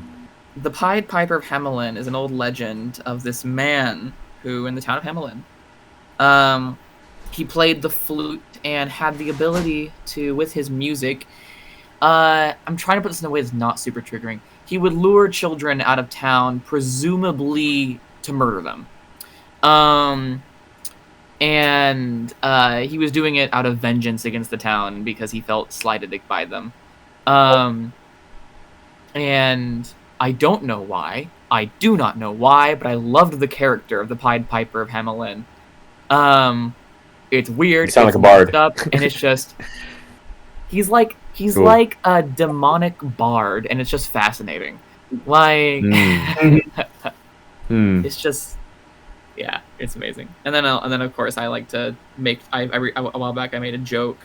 I was like, I have a really bad habit of drawing people away from their faith. Call me the Pied Piper. Cool. But yeah, it's just I could go on and on about that story. Actually, I love how that story gets used in many other stories too. You'll see it in a lot of psychological horror and thrillers. I forget the name of the game, but there was this game that used the concept more subliminally. They haven't like explicitly talked about it, but if you play the game, you see it very clearly there. I forget what it's called right now though. And then of course there's my stories, which pretty much center around the concept. As a matter of fact, actually, my current stories take place in the town of Hamelin, Utah. There you go. Yeah. Which I was like, that actually exists, and it blew my mind. I was like, oh my goodness, there's actually a Hamelin, Utah. Yeah. That's amazing. And as someone from Utah, I had to. Like, come on, you can't. Did you want to share your deconstruction story, your journey? Yeah, that's a fun one. Yeah. So I grew up in the Fundamentalist Church of Jesus Christ of Latter-day Saints, aka the FLDS. My father was Nephi Jeffs. My uncle was Warren Jeffs, aka the prophet / leader of the church. Wow. We had some really weird beliefs about our family that probably contributed to my ego today. And I'll be real with you, my deconstruction is kind of weird. I was like super faithful, super obedient. I like to bring this up. Uncle Warren always used the phrase "keep sweet, pray and obey." Later got turned into a title for a documentary. Oh wow! It's actually a phrase we used, and I was very much so about that. Gotta seem nice. If you have a problem, don't be too public about it. Pray a lot, basically. Pray, and obey the prophet. That was one of the biggest ones. Obeying the prophet was seen as obeying God. Because the prophet was the chosen mouthpiece of God. Nothing he said or did could be wrong. Right. It was impossible for him to do anything wrong. Even whenever he was flagrantly and blatantly disobeying our own rules that he had set. It was like, well, he has the right to do that because he's, God's chosen mouthpiece or whatever. Due to Why a does strange... that sound familiar? Because a lot of cults use that. A lot of cults use that. A lot of cults use it, yeah.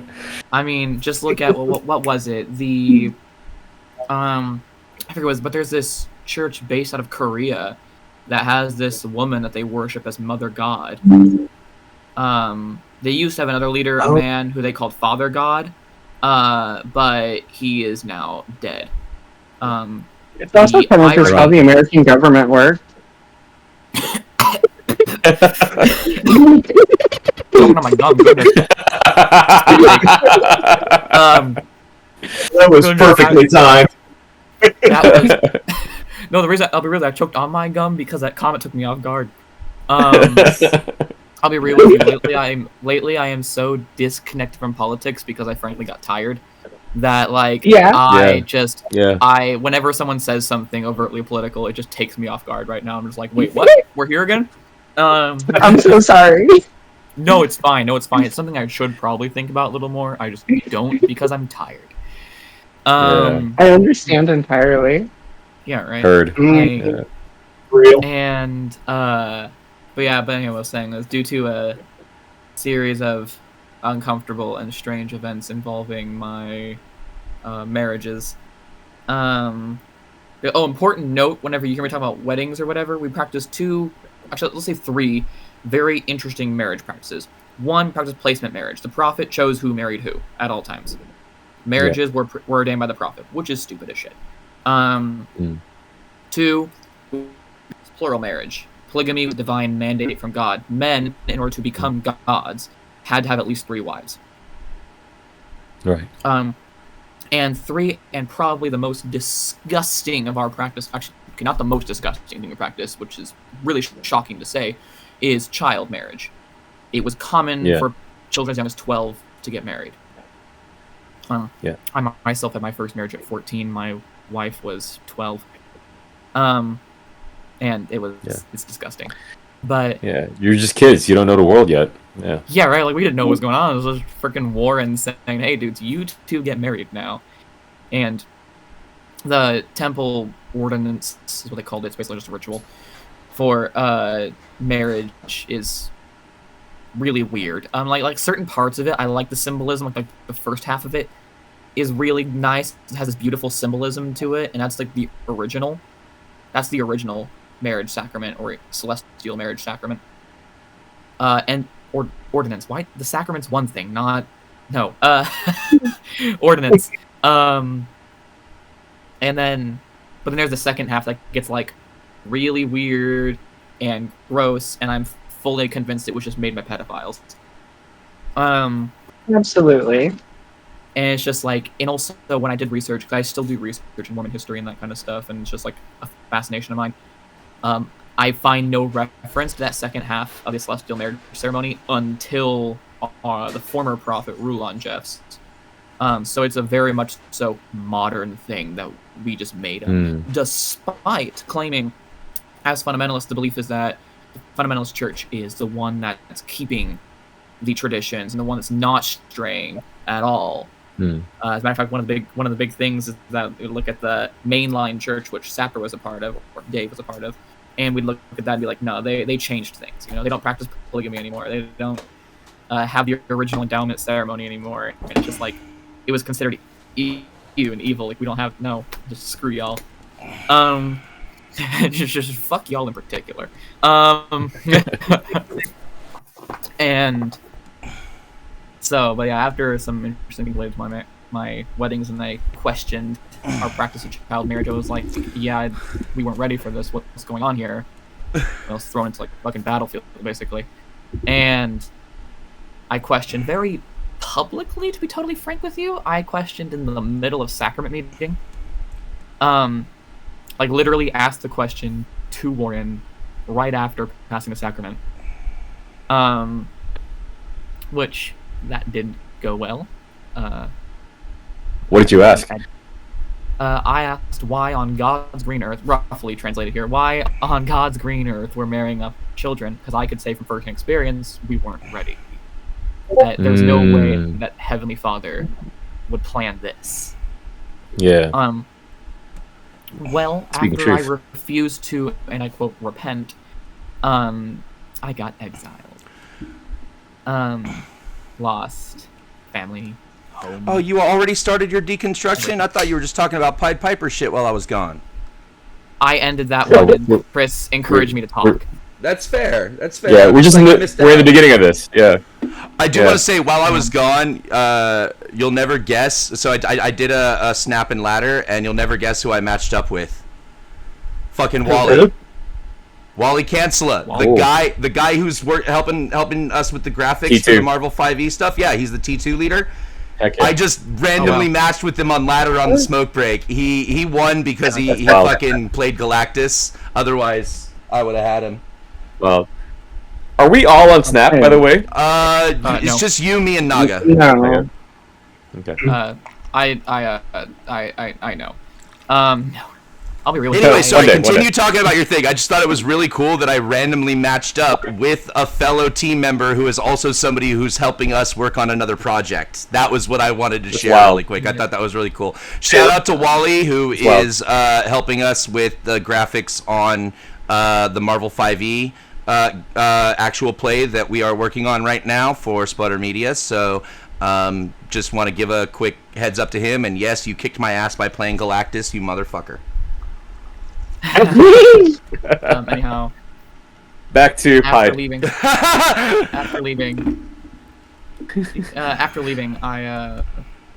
kind of hopped around for a second there. I spent a little bit of time with the New Independent Fundamental Baptist movement, because gotta stick with that fundamentalist belief system.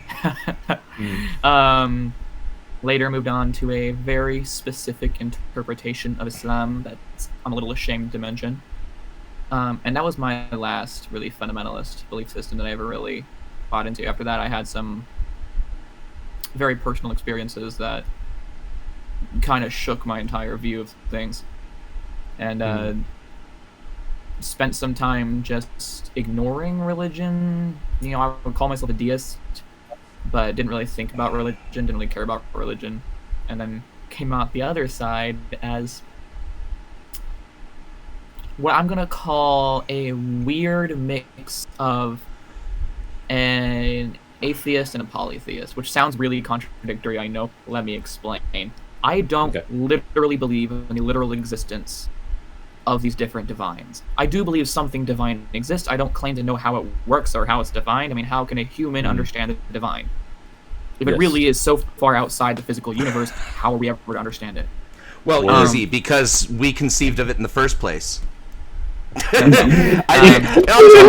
sorry. I just gotta say, like, no, it is not impossible for us to understand our own conceptions. Me, I use mythology and stories as archetypes. things to focus certain attention, certain idea. To me, I frankly, that's how I view any god in any religion, as it's an archetype that was used to conceptualize the divine. And I think most are valid conceptions of the divine. There are certain ones I think are more harmful than others. I like some of the multi-theistic depictions of God, because you cannot encompass the concept of God as a singular human mind or a human personality. It is all people, all possible perspectives, all possible. And if you look at those kinds of mythologies, typically, you'd have each deity associated with a different aspect of either humanity or the world around us, right? Everything from, the god of the harvest to Psyche, the god of mental shit, right? So, go ahead. The only way we can conceptualize something so far above our existence is to compartmentalize it. Well, I wouldn't say the only way. I would say that was the way that early humans I would argue conceptualized. I would argue if you're going to conceptualize the divine, the only logical way to conceptualize the divine is anything but monotheism. Monotheism can't, it has inherent contradictions that you can't really solve these contradictions, So let me ask you a question. Most monotheists believe in a triomni god, omnipresent, omniscient, omnipotent. Yes. That fourth, omnibenevolent. He's all loving. And then those things are incompatible with each other if you think about them for more than 5 seconds. Yeah, right. It's just I hate to bring up. I hate to be Socratic here, but if God is all powerful and all loving, why doesn't he stop evil in the world? It's a paradox with polytheism. Yeah.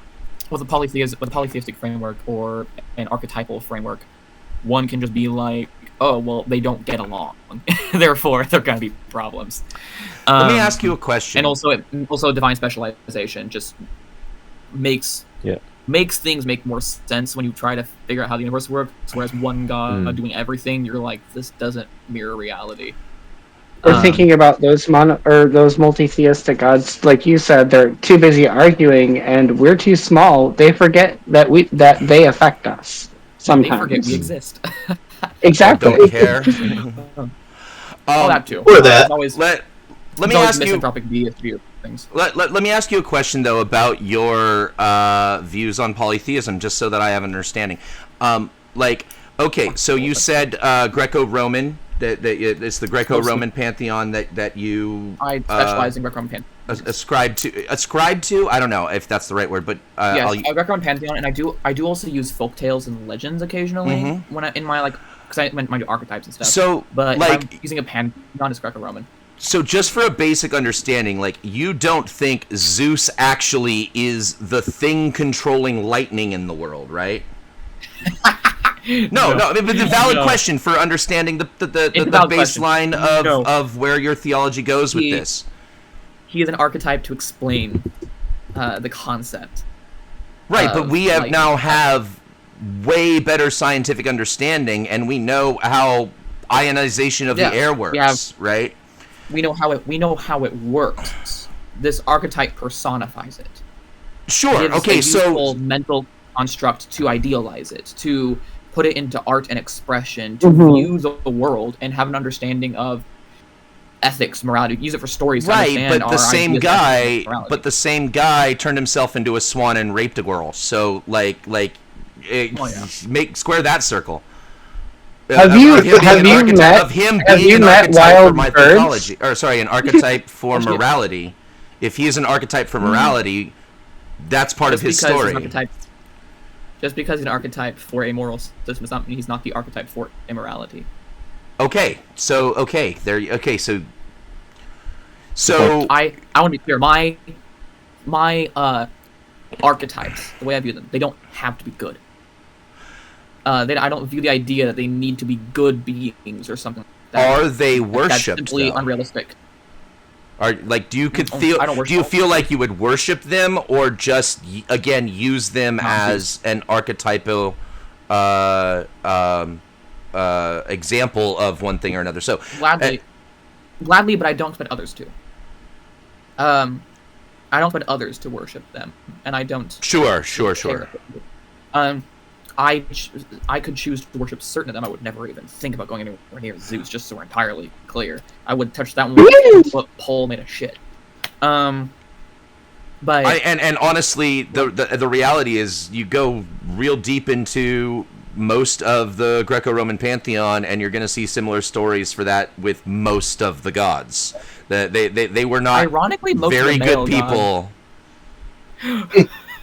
Like, I wonder what's out here.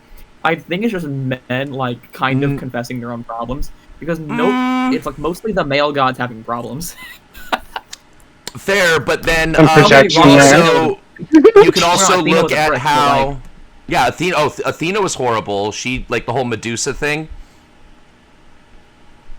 Arachne. Arachne is another example. For those who don't actually know the story of Medusa, Athena, what was it? It was a bet with Poseidon or something about Medusa being the most dedicated. It's kind of like the Job of the Greco-Roman stories because it was. Go ahead. Depending on so first off, as someone who's just studied these myths very extensively and has been, I think I've written papers about, like, this is my academic thing, part of my academic study. And so it's important to note there are multiple versions of this myth. Yes. So it strongly depends on which version you're using. Now, I think I know which one he's talking about. On that one, there was a bet made between Poseidon and Athena because Medusa was a very, very dedicated servant of Athena. And she couldn't be convinced to sleep with Poseidon and violate her vow of chastity as being an acolyte of Athena. So Poseidon seduces her, and then Athena gets pissed. And then Athena curses Medusa. And is like, "Oh, you weren't as dedicated as I thought. You had sex with a god, and so now I'm going to turn you into the Medusa, into a gorgon that turns people into stone whenever they look at you." So yeah, there's the other version of gods on the female pantheon as well. The other version isn't much better. If anything, it's worse. Because the other version is the one where, trigger warning, mention of sexual assault here. I thought I already did, but yeah. Where, good point. But another story is one where Poseidon rapes Medusa in the temple of Athena, and instead of seduces, correct. There's another version Medusa. where it's not seduction. That's what you're talking about. Yes, it's not fiction; it's force. Yeah. And instead of going to war with Poseidon, she curses Medusa. Which again, yeah, I'm not claiming the myths are perfect. I don't really care about the myths. I also want to say Persephone. I feel like her situation. I don't know much about Persephone except for how she became a goddess. Right. But she is like super manipulative of Hades. She like abuses the shit out of her relationship with her in order to like sneak in lovers behind his back and stuff. He kidnapped her. Just throwing that one out. She never wanted to be there in the first place. Like, Hades. Again, it depends on what version, because there are versions where he doesn't kidnap her. Where there are versions where he where she doesn't. Okay, but you're talking to the person that kind of introduced themselves by saying, "I like fucked up stories." That's true. Literally, my favorite story on my hyperfixation is a story of a man who uses music to lure children into the mountains to murder them. Like, right, so we're not going to look at the happier-go-lucky version of the Greco-Roman depiction. I'm fascinated by the most horrific sides of these things because it kind of makes my point. As I've mentioned to you 1,000,003 times, I'm a misanthrope. Yeah. I view these archetypes as vindication for my belief that humans suck. They're more like tools of deconstruction themselves. Speaking of using music to lure children to their deaths, I wanted to talk to Chris about something. Whoa. What is segue? Well, no, okay. So I promise I'm going somewhere with that, but that was a really funny way to introduce it. So, you were talking No about, implications here. All right. no implications here. But no, you were talking about when you were younger, when and how music was one of the things that like brought you deep into the church. And I actually want to say this is like a known psychological tool that a lot of religious organizations use, because being performing music or listening to music or are very powerful emotional things for us. We very easily associate emotion with music, and the church uses that. Go ahead. Yeah. Hear me out, I've got something to say. Hear me out, though. The church is the Pied Piper of Hamelin. Yes. There you go. Yes. That was the connection I was trying to make. That the church does. If you've ever seen the movie Dogma, when they were talking about George Carlin says, "Hook 'em while they're young," and then Rufus says, kind of like the tobacco industry. And he's like, "Christ, if we only had their numbers." Right? I remember that. L'chaim.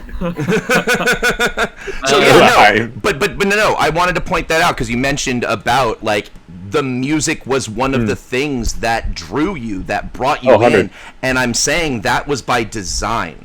That was not that was not coincidental. There's no coincidence that music is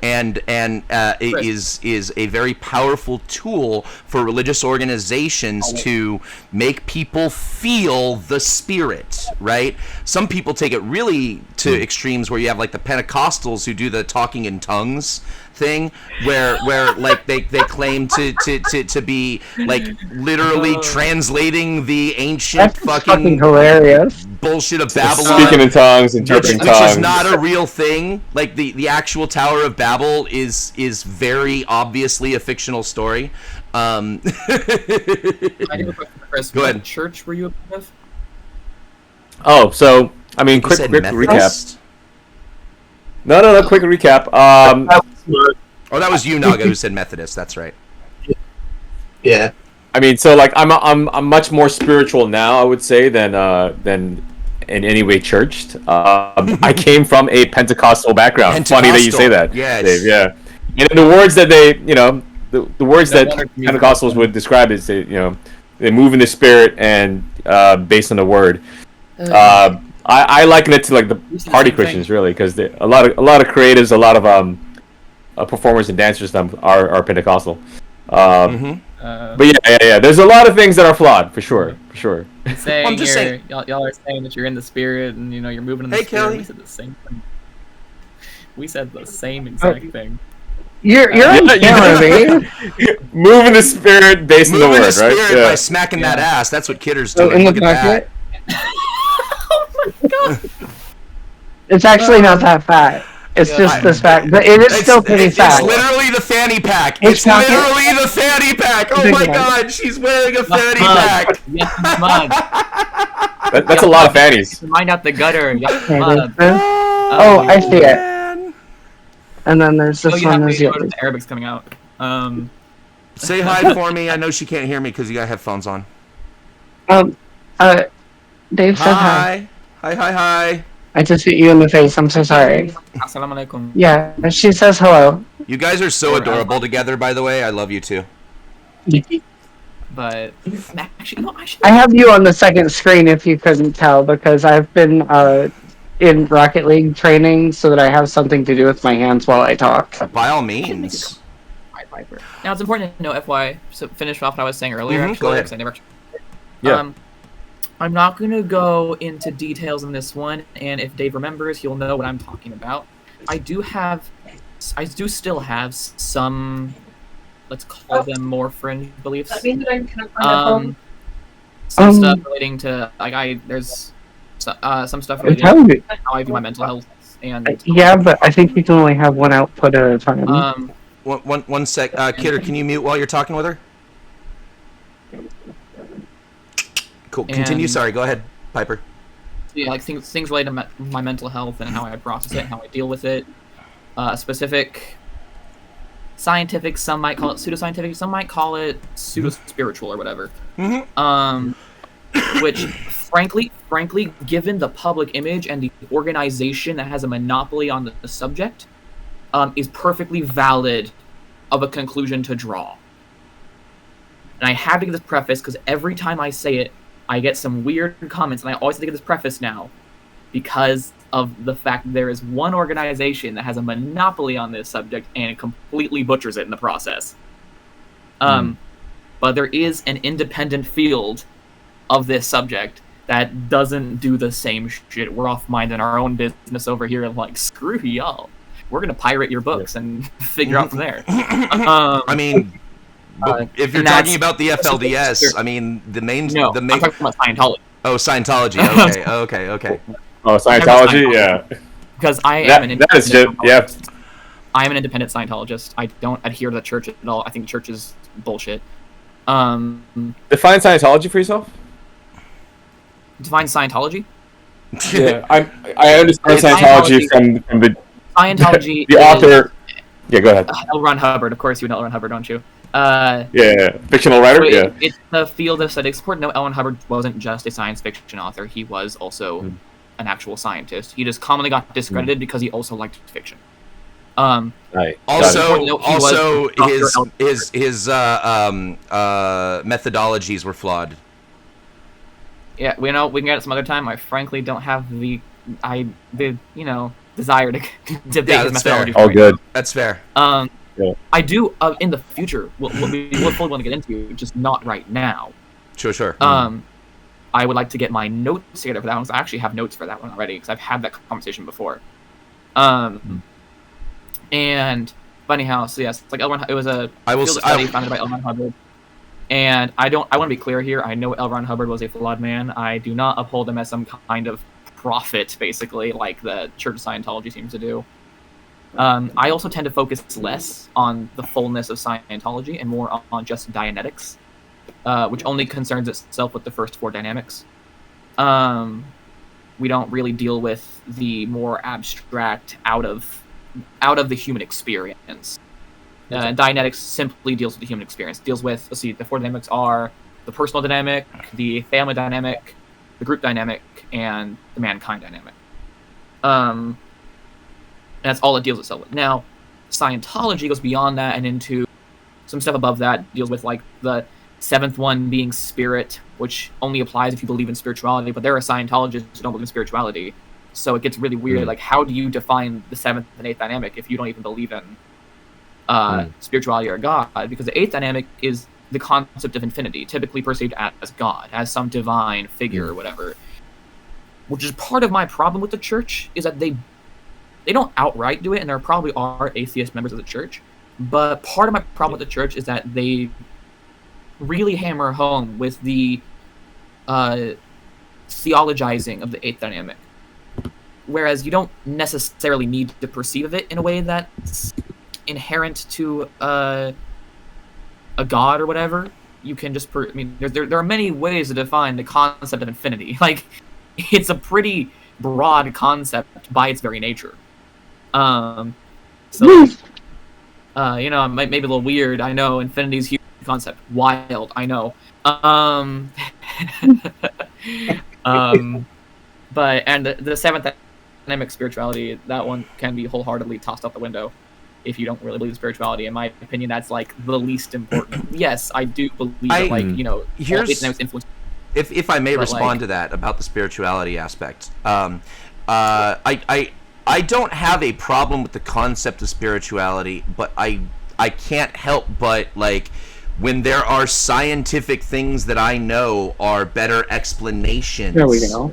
For phenomena, whether it's the world around us or the human experience, when I know and I've seen the data and the studies, and I'm aware that these things are not controlled by the spirit, not affected by the outside world. Precisely. Right. So I have an issue with like when those individual points come up. Like, spirituality fails for me. It doesn't pass my burden of explanation when there are better explanations out there. It's gonna sound really interesting, but I wholeheartedly agree. But just saying I believe in the existence of a spirit or I believe in spirituality doesn't really imply much. Spirituality is such a vague term that it can mean anything. My spirituality is very personalized to myself, and I try not to let my spirituality concern itself with science, as I know it has no place in that field. I work from the bottom down instead of the top up. Your English confuses me. Bottom up Bottom instead of the down. top down. Thank you. Yes, I did flip those. But I did flip those. Yes, no, I work from the hello? bottom up and not the top down. I try to understand the world around me from the explanations going up to, not going down from the idea of a creator and finding the explanations. So anyhow, to summarize, I do buy into the concept of, and this has been a rather controversial thing I've talked about. I actually, and Dave, do not. I'm about to say something, and you're gonna know why I'm giving this whenever I'm gonna say this. Do not go off on a rant, please. Okay, I'm listening. That was quite the preface. Go ahead. Damn Discord server, I was actually asked by Scotty not to bring up my Scientology beliefs ever again because it was kind of controversial. I was like, aren't you the same person who didn't want to be echo chamber? I know, right? That's neither here nor there, but yeah, no, it's fine to have those views. It's not okay to like hurt people with them. That's where my lines get drawn. And that's my thing. Yeah, that's my thing. Very part of my issue with the church and why I will never associate with the church is, one, they have turned it into a religion, something that it wasn't technically supposed to be. I will admit, L. Ron Hubbard did go really freaking crazy near the end of his life. I will admit he was not perfect. I want to be very clear. I think he was an intelligent guy, had some cool ideas, was wrong on some things, right on others. That's how this field should work. How we should approach this concept is that he can be wrong. Just because he thought of it doesn't mean he was right about everything. Take evolution, for example. Darwin was wrong about certain things and right about others. That's how science works. That's how we develop new ideas. And one of the reasons why modern understanding of evolution is the neo-Darwin explanation, which incorporates the things that Darwin got right and the things that I guess you could say Mendel got right. I guess you could say that my view is neo-Scientology. I have ideas that are very much so rooted and grounded into the idea and theory of Dianetics and Scientology. Yeah. But also, I take into account the massive study that has been done in psychology and even psychiatry. I have my issues with psychiatry, but I don't wholeheartedly reject it. I feel like any practice, it depends on how it's practiced. Precisely. I do want to be clear.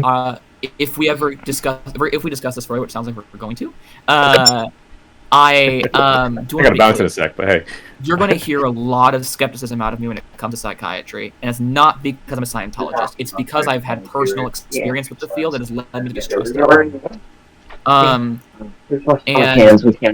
I do want to be clear though, I don't wholeheartedly the concept. Using medication and the like and other medical ideas to deal with psychology is a very well substantiated field. Like it's the idea of psychiatry is well substantiated and it works when done properly. The problem is a lot of people in the field don't do it properly. You show it to me. I saw we pulled them. Tonight. Sweetie, you got your hot mic on. I was like, am I hearing voices? No, it was Epsilon. Epsilon has is hot micing. Oh, I didn't forget my meds, did I? No. But I'm actually off my psychotics. Actually, that's a good one. That's between you and your medical professionals. That's my note there. I actually asked them. I was like, "Hey, dudes, this thing is fucking with my head. Is there any way that I could safely not be on this and we were like have some other course of action?" And they were like, "Actually, yeah, there are multiple." Yeah, no, it's good that there are multiple treatments. Medication is not the solution for everybody. That is absolutely the truth. And the problem is, actually, for me, is I don't react well to most medication. That's actually part of the reason why why I avoid the field a lot, is because a lot of psychiatrists jump to medication very quickly, and my body does not react well to it. My body will reject that. And there's a spectrum. Some things it's just like an allergic reaction, like a drug rash or something like that.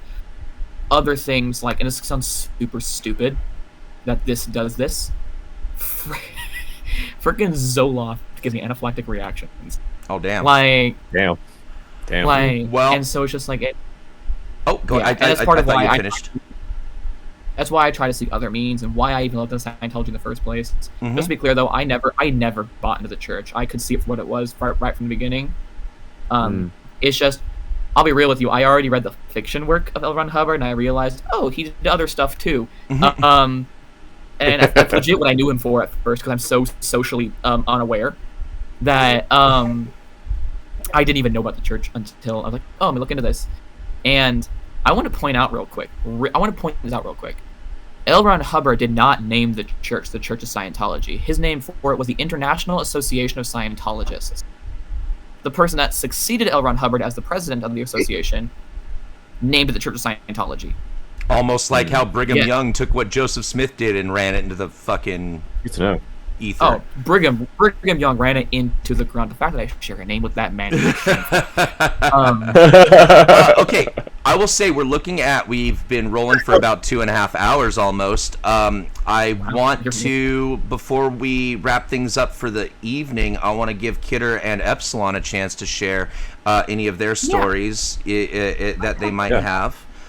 Did you guys have any kind of deconstruction experience that you might want to share with us before we call it a night? I see Kidder's just putting her headphones on. I don't know how much of that she heard. Yeah, I heard absolutely none of it. What's up? So, like I was just saying, we've been going for about 2.5 hours now, and I wanted to give you and Epsilon the opportunity to share any deconstruction stories that you might have, any stuff that you want to provide about personal experience with deconstructing religion, or even deconstructing social experiences and social norms. It doesn't have to be religious experiences, but that's definitely where a lot of our traumas stem from. Yeah, well, see,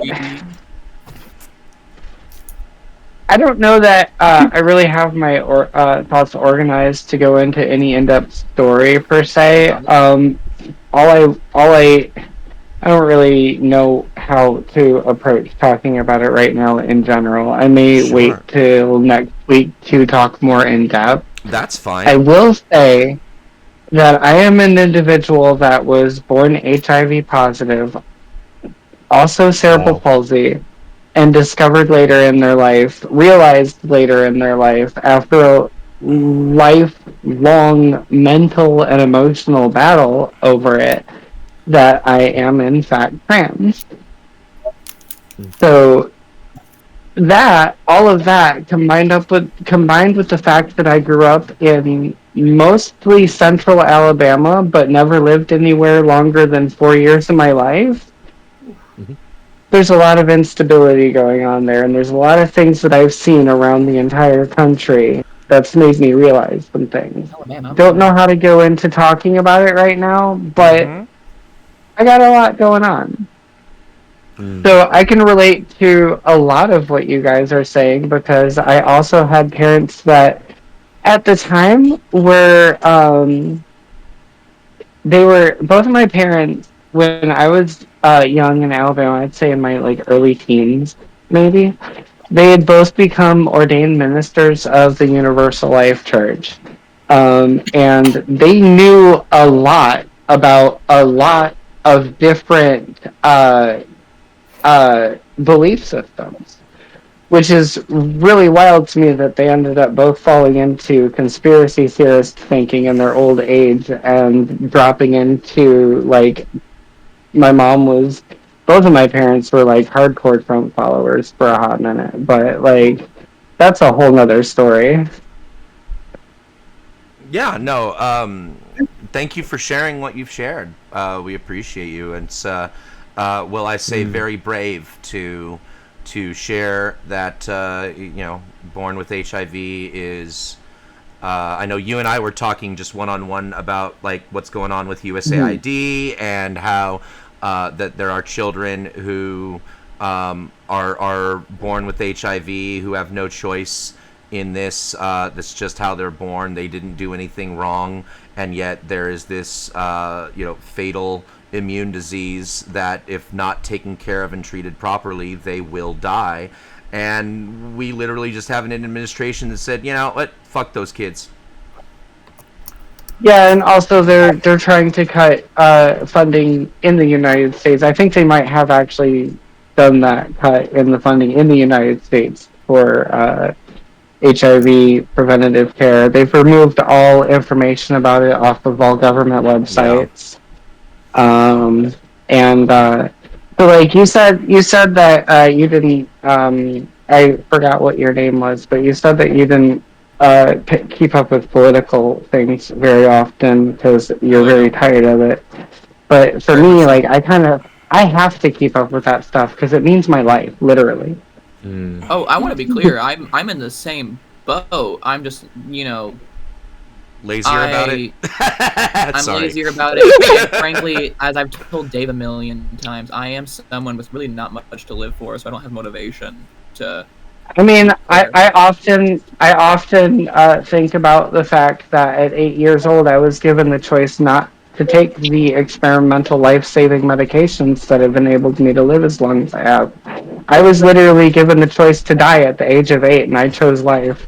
And I think back now to the fact. Well, thank you, but I think back now to the fact that if I had died.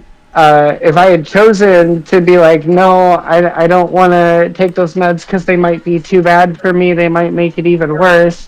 What? I would have at least died in my head, some semblance. I know, right? I would have at least died with some semblance of like fucking happiness and feeling loved. Well, feel happy and feel loved here in Dave's world. That's all I gotta say. I do. I do. I just I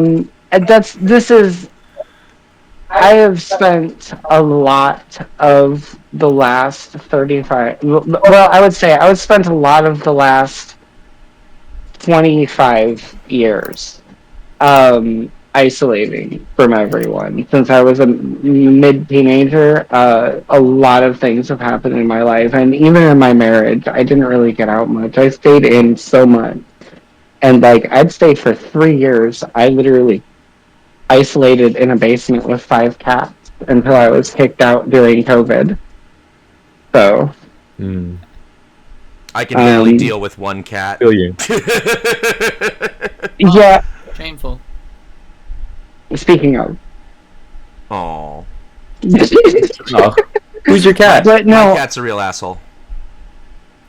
This is Jelly. That was mine, honestly. Hey, Joey. Jelly, like Angelica? Peanut butter and jelly? And she is technically my cat, but she likes Krista so much. Well, go eat. Stop bothering me. That being said, before we call it a night, Epsilon, I also want to invite you, because you've been mostly just listening since you got home from work, but I definitely wanted to give you an opportunity to share. Right now. I want to give you the opportunity to have your space if you want to take it. Yeah. So I grew up in a fairly religious household, like a casual religious, the way that Southerners are, not actually knowing or reading the Bible. And I, growing up as an undiagnosed autistic kid, took that shit seriously. Because of course I did, right? You're telling me that you want me to care about my neighbors, care about homeless people, love everyone in the world. Of course I'm really going to like that message, especially as a person with a naturally empathetic heart. How the hell would I not do that? And as I lived and I grew, I understand that is not what the world is like. That is not what the people who believe in that kind of thing are generally like. These are the same kind of people that literally said that Jesus is too weak, and that empathy is weakness and all of that bullshit. You know? Hold on, I'm making a burn my tea real quick. So I'm gonna keep talking while I stir this because it requires process. That's cool. I'm just listening to you while staring at the GIF that Cindy posted in the chat. I thought about offering to place to stream my Rocket League, so there was like some brain rot material. Right? I don't know. I could just keep staring at this GIF. I don't think I could just look at this until I fall asleep. Your brain is already rotted. In other words, I'm gonna hang out as long as possible for you. So even after y'all are done here, if anyone wants to just chill and hang out, I'm still gonna be here honestly because I have nothing to do. I'll probably sit down and chat too after I stop the recording. But I'm gonna bounce in about 2. Yeah. So, well, in that case, let's. Does anybody have any just final words, final thoughts that they want to share with the audience before we wrap it for the evening? I thought Kelly was still talking. Oh, sorry. Go ahead. You had more. Oh yeah. No, you're fine. I was more or less. I was just gonna plug my book because it actually does tie into the whole deconstruction thing because the series that I'm writing, Tales of Porphyria, it is ultimately a story of my religious deconstruction, and more along the lines of following my own path of empathy and kindness. But set in like a sci-fi fantasy type world. I self-published on Amazon. It's not as long as I wanted to. I'm currently working on the sequel right now.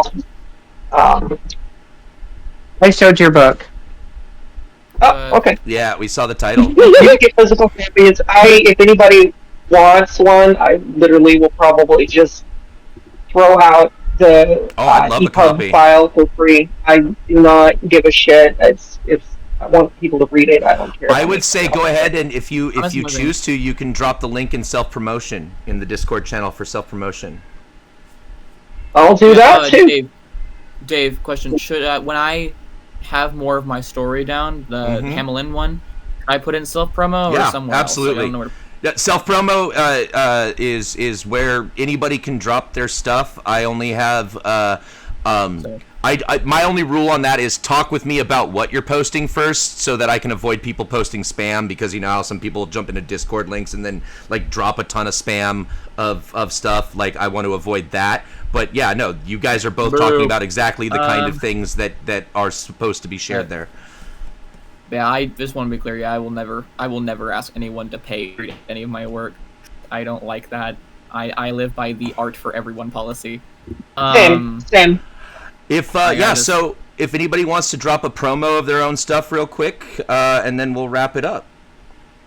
But yeah, actually, I will find my advertisement for it, because I actually have an advertisement for it. Because I have it around here somewhere. And anyone watching the live stream, assume you're streaming, right? Yeah. And anyone watching the live stream, since I do this at the end of everything I do, I'm going to say this: watch Dominion. It's a good documentary. It shows good stuff. Well, bad stuff, but it gets a good message across. For those who don't know, I am an animal rights activist, so I will. That's kind of the basis of Dominion. It's showing cruelty in the industries for meat and dairy and all that kind of stuff. And well, I want you to know that my animal has the right to her own chair next to me. That's great. I am not against people keeping pets. I'm against people trying to I'm not against adopting animals or taking care of animals. My issue is when they're treated like property. No, I know. That's like I'm just be clear. I have my cat. I call her my roommate. She's somewhere else in the house, probably snuggling with the other human. Actually, that's apropos of what she actually is. Snakes. Anyway, he puts in a lot of work for emotional support, honestly. Anyone in the audience watch Dominion, and anyone who's in the server, keep an eye out for the Journal of Joseph Woodruff, a supernatural horror novel that I'm working on. So, all right, cool. That's all right. yes, Chris, you got FYI, since I assume Dave might recognize the name, Joseph Woodruff is deliberate choice of name. It takes place in Utah. Nice. Yeah. Amazing. Chris, you got anything you're working on you want to drop? Please tell me. Man, I love Dave because he promotes for me a lot of the times. You can see me on Land of Bad on Amazon Prime for Australia. In America, it is on Netflix. Dude, Pied, you'd appreciate this. It's on Netflix. It was #1 on U.S. Netflix last September. 94% Rotten Tomatoes. Its special forces team go into a terrorist country to rescue a CIA spy. I played the CIA spy. And yeah, I think Pied, you'd love that because you got a background in that too. Oh wow! He plays. I'm a former, but like he plays Actually, a we'll living probably watch MacGuffin. that. He plays a living MacGuffin in the movie. It's amazing. I feel very inadequate. I clown around for you actually did stuff. But you're like a celebrity in here. Yeah, dude, I'm well known. I'm well known. I got an IMDb paged actor in here. Yeah, that's right. Check out Dave's World. We got the real people out here talking. Just Appreciate it. Right, but you both shouted me out on Twitter like 10 years ago. Yeah, I've been throwing you up ever since you started sending me content. I love your shit, and also Kelly is working on designing her own video game right now. Right? Do you want to talk about that at all? Yeah. Oh yeah. Well, I'm just learning how to do shit right now. Mostly, I've got some of the AI logic. I've got shooty bangs going down. It's nothing big. I'm just still fucking around in Unreal 5. So, but ultimately, the project that I want to make is going to be basically Cat Girl Halo. Nice, Cat Girl Halo. It will be a sci-fi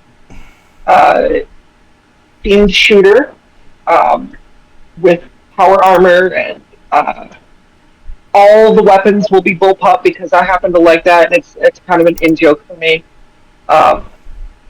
Even the pistol will be bullpup. I like them. Cool. That's a real gun that you can do. It's fun. Amazing. Right. And also, it will piss off exactly the right kind of people. Fantastic. Yeah. Thank you, Dave, for creating a platform for everyone. You really do promote the people in your channel and Dave's World, and yeah, I appreciate the space that you're giving us to chat and tell our stories. So thank you everyone here. You're great. Thanks for giving us the opportunity to share our art. Always great stuff. All right. So before we go, I just want to say, if you want to support the channel and help me make even more content, if you enjoy what I do, you can support the channel by liking, subscribing, and also if you really want to, the Dave's World Games Patreon is open if you want to become a subscriber at Dave's World Games and help me afford to do more of this kind of shit. Amazing. I just posted my advertisement and self-promo. Awesome. Nice. Let's go. All Bye. Right. Have a good night, everybody, from here, everyone at Dave's World and the Friday Night Fireside. Take care. Have fun! Salute. The day for that slipper's almost ready! I'm gonna